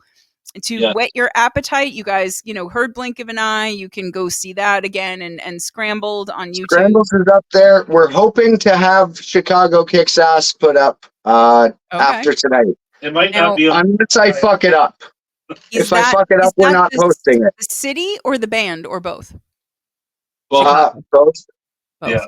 It's a little Nicky quote. Most of our songs are named after movie quotes until I write the lyrics. Okay. Like That Escalated Quickly was the original name for Die Quietly. Oh, okay. Okay, that escalated quickly. Anchorman. Kind of fitting, Yeah, actually. it's almost always Will Ferrell movies. We do not know why. Because they're awesome. That's why. Well, that's a good enough Now, reason. you know what? Have you seen Stranger Than Fiction? Mm-hmm. Yeah, that's a great movie. Not typical Will Ferrell, but a great movie. Okay. Little random factoid there. I thought maybe I would stump you with a movie instead of a song, but I didn't do that either. So, okay. So Best of luck on both counts. people will know that they have an EP to look forward to. They can go on Spotify and listen to the stuff from last year. They can go on YouTube, and guys, they're posting stuff a lot, so they keep it fresh and tasty. So you can just keep checking YouTube, keep checking Facebook, and all of that, so that you keep up to date on things. But The easiest way to keep up to date is to subscribe. look at that. Well, no, they're not just going to do that. They're going to like and follow. They're going to subscribe. They're going to be on all your social media. They're going to be all over it, like Quentin Tarantino on a foot. They're just that's it. That's it. You see, it's all about bring bringing it together. But I do want to make sure that you guys have time to rest and pee before your gig, but I'm not letting you go quite yet because, as I think you may know, at least you, Damien, I like to end every show with a little segment that we like to call "Fuck You" in the Vox seat. Yeah, in the Vox seat. One well away. So, guys, Jesse, D-Mob, I don't know if you know this, but I have asked every single musician that's been on the show the same 5 questions, okay? And Damien can probably tell you that you will. I'm not gonna. You will maybe No, hate, he doesn't do that. maybe hate one of them. Many people do. And the final question is going to be possibly the most important thing you've ever said in your life. It is going to win you friends for life and enemies for life, depending on what your answers are. But we'll get there. So we're going to start with the first one. And I am really interested to hear how you guys do this. But for each of you, if you had to sum up Crimson Asphalt's music in 5 words or less, each of you, what would you say? I think we all got 2 words for that one. Yes. Fuck yes! You! I don't want to make you answer it for real. I do, but I don't. Would you if I asked? If I said pretty please? If I agreed to, I don't know, ask you?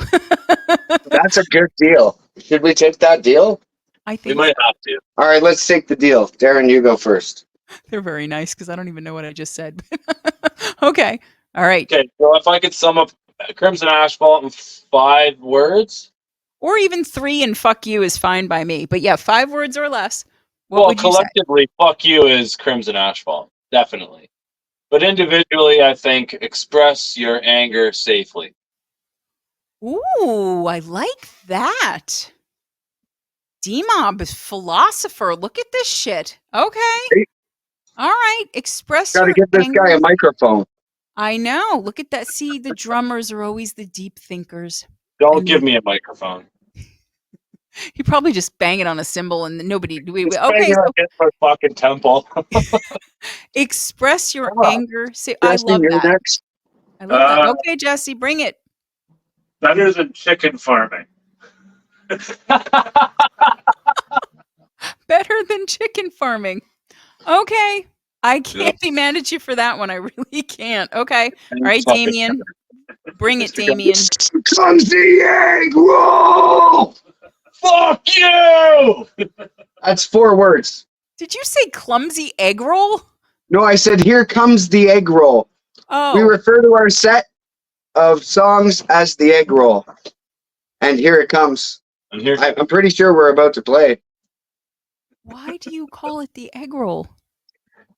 Because of a movie called Big Stan. You can all go look it up and you'll find out why. Okay. Okay. All right. Oh my Schneider. God. And Yep, and good then of old Rob course Schneider.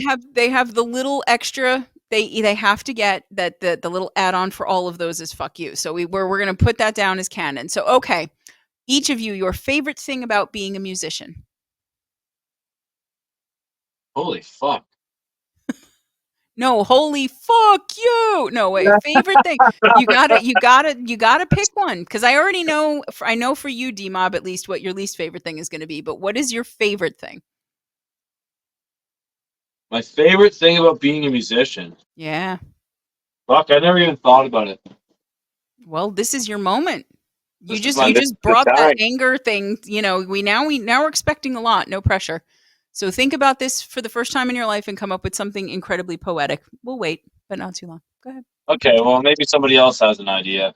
All right, we'll give him. Yeah. All right. You know what? That's fair. Jesse, why don't you start us off? Great. Best part about being a musician.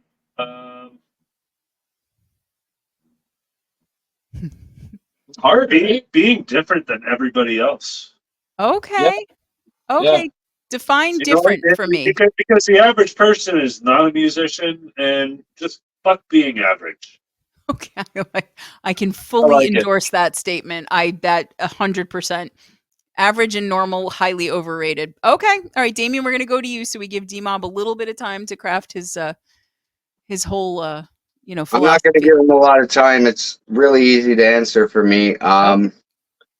I find that being a musician allows me to express myself in a way and in an avenue that I absolutely cannot do as a provider, as a father, as a worker. Oh, yeah.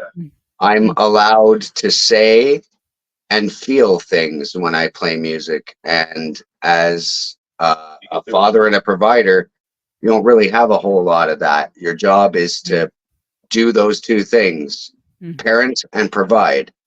And so music allows me to feel like I'm 20 years old again, despite the fact that I'm double that. You're 131. 131.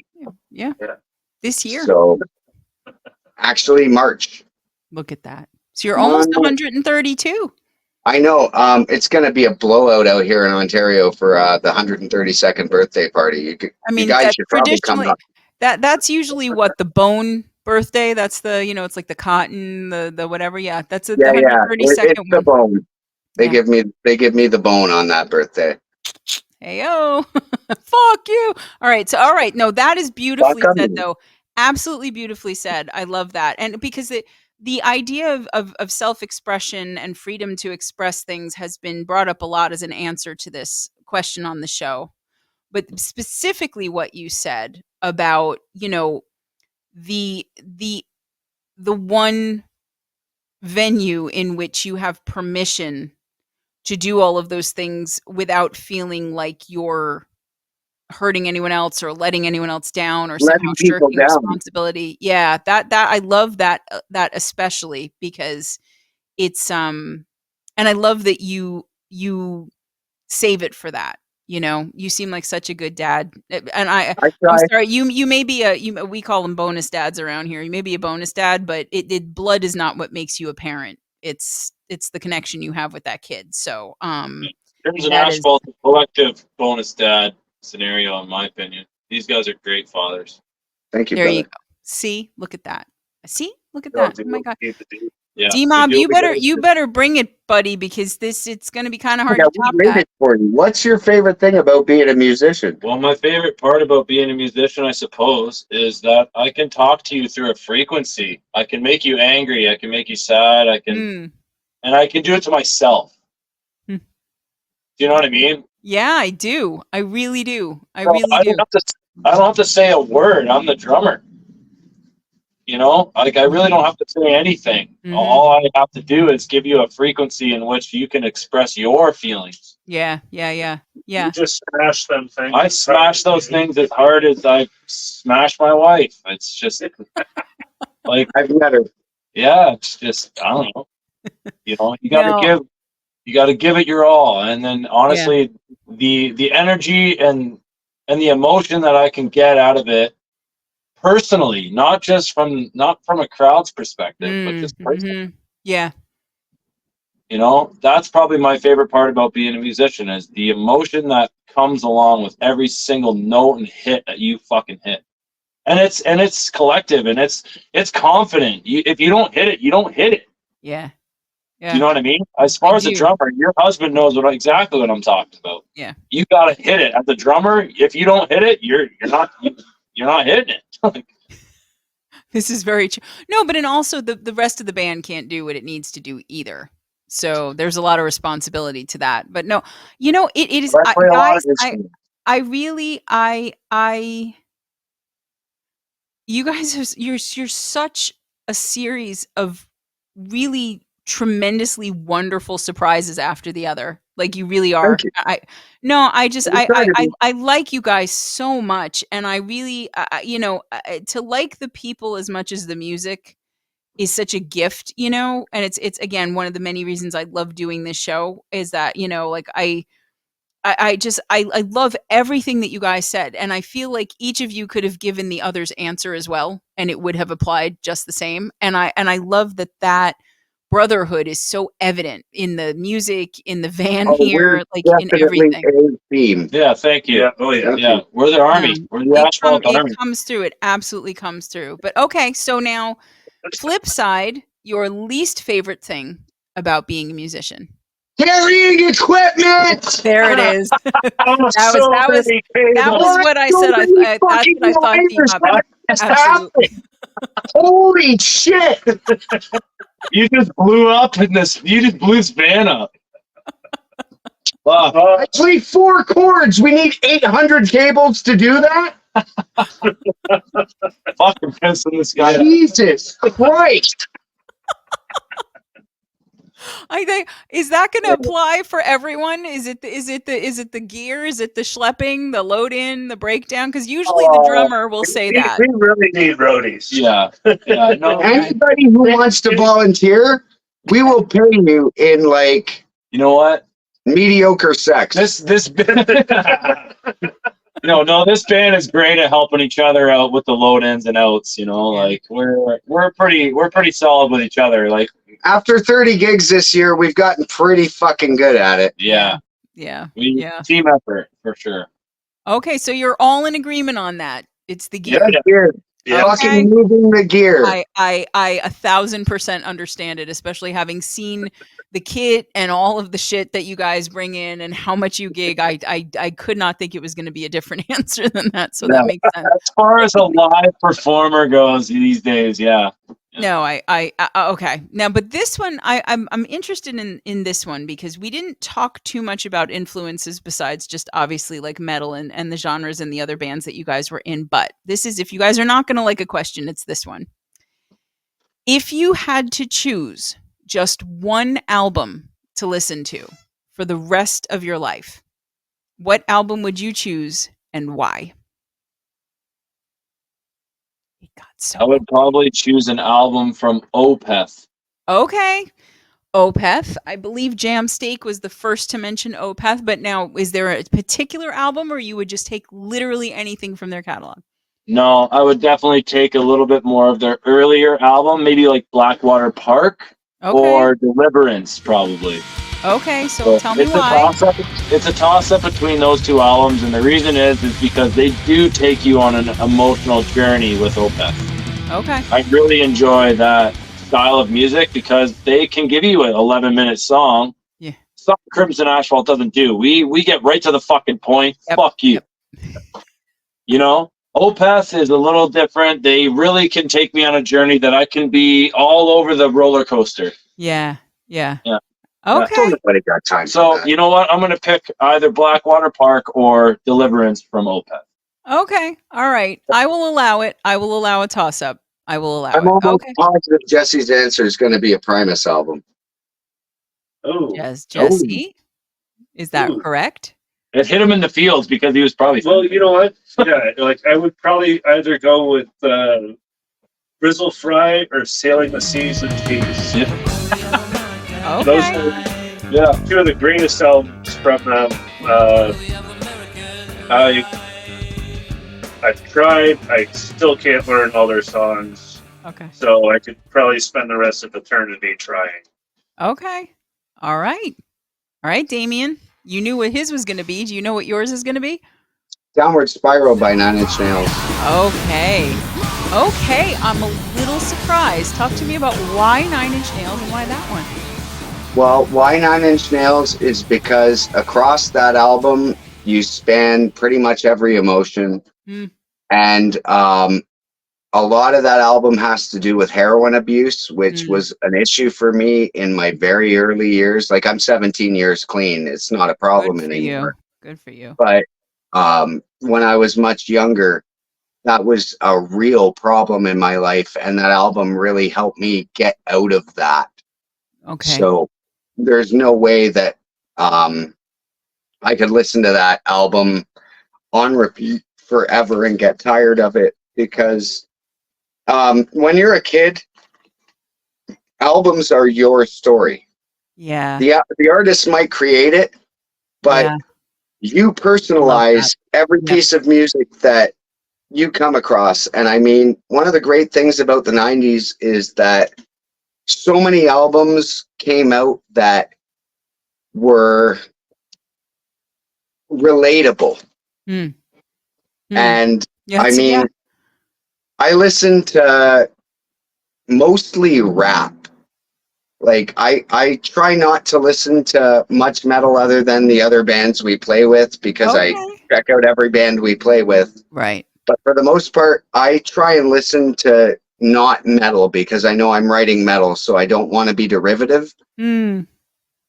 So mostly rap. Yeah, yeah. Like old school rap, everything. No, like Lil Jon and the East Side Boys, let's get crunk, fuck yeah, let's go. Yeah. Yeah, to me, it's like 90s rap if I'm listening to rap for sure. Yeah, I'm right there with you. My buddy Steve Bennett writes great rap. I write beats for him too, actually. So shout out to Stevie Bennett.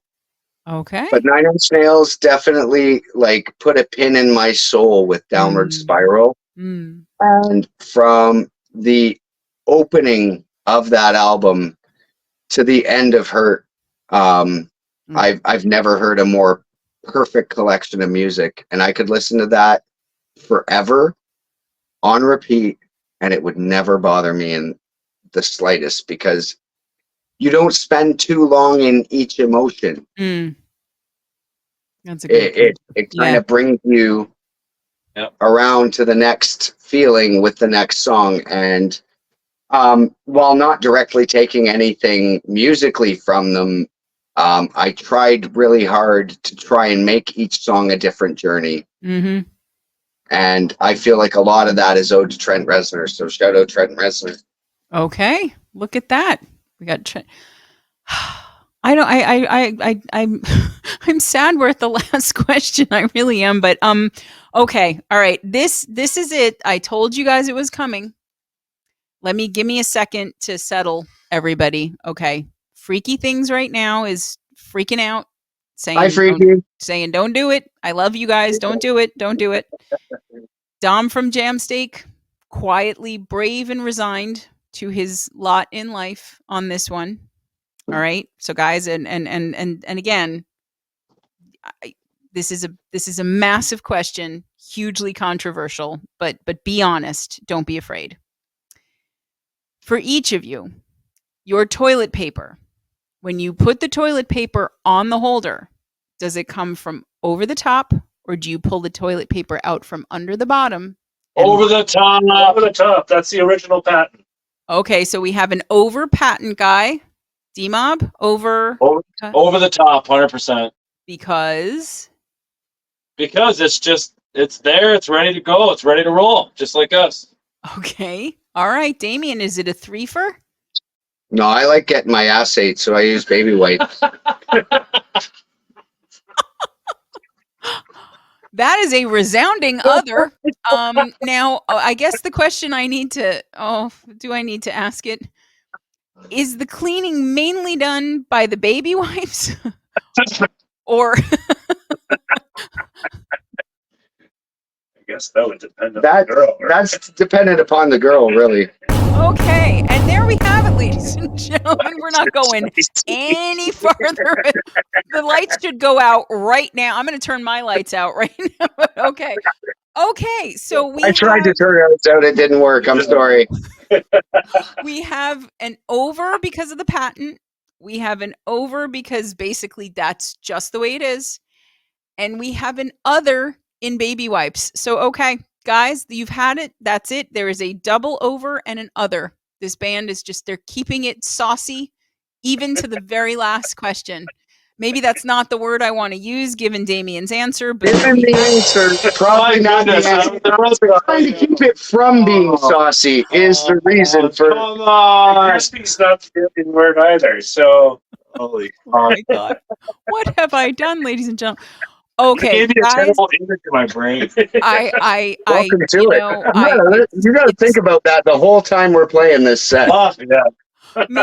Maybe you'll jam a song about it. I don't know what you would call it. At a certain point, I'm sure we will. We'll run out of other ideas.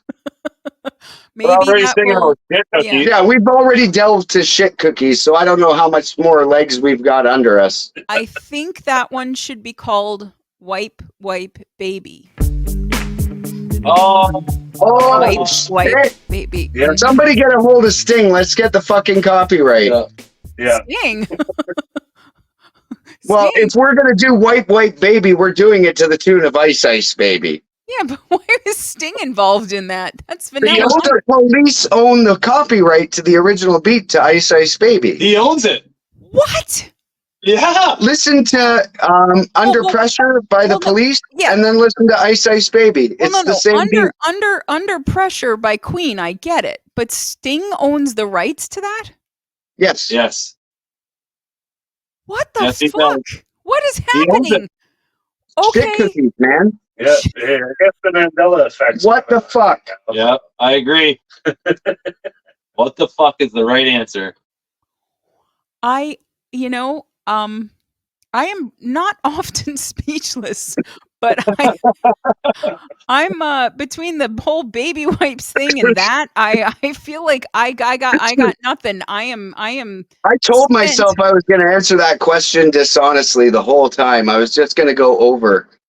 But like, I'm so glad you were on. Why front? That's it. Well, I'm single. It's usually the back, but yeah. Okay, no, but anyway. Oh, before we with the zingers. We're gonna let you guys get ready for the youth of the nation. Seriously, guys, I love you guys. You are just fantastic people. The music is great. What you're doing for the community there locally and the Facebook community is great. I am so happy for you guys that you are Thank you so much. The success that you are. I really am. I love that this was in the van, that the lights were problematic. I love that the whole thing that adds to the realism of it. That's it. This is the most no bullshit, no frills, life on the road thing I think we've ever had. But really, I'm guys watching now. Really, this band needs additional love. Go on that social media, like, follow, subscribe, do all the things. You know, when the EP comes out, go and listen to that. Pre-save that shit. Yep, go to YouTube, check out the live stuff, and really just and every time you use a baby wipe, think of Damien. Hi. Don't. Guys, thank you so much for being on this show. It was an absolute blast. Thank you for having us. It was a great pleasure and a huge honor for us. You guys are fucking doing so much for the community, and we thank you so much for it. Oh, you're more than it is literally our pleasure. We love this community, and it is bands like you guys that make all of the work beyond worth it. So thank you again for hanging out. Kick fucking ass at this show tonight. I think before you guys go, we have one more thing we have to say. You ready? Fuck you. Fuck you. All right, guys. Fuck you. That's another Vox and Guest in the books. We will see you next time. Bye. See you next time.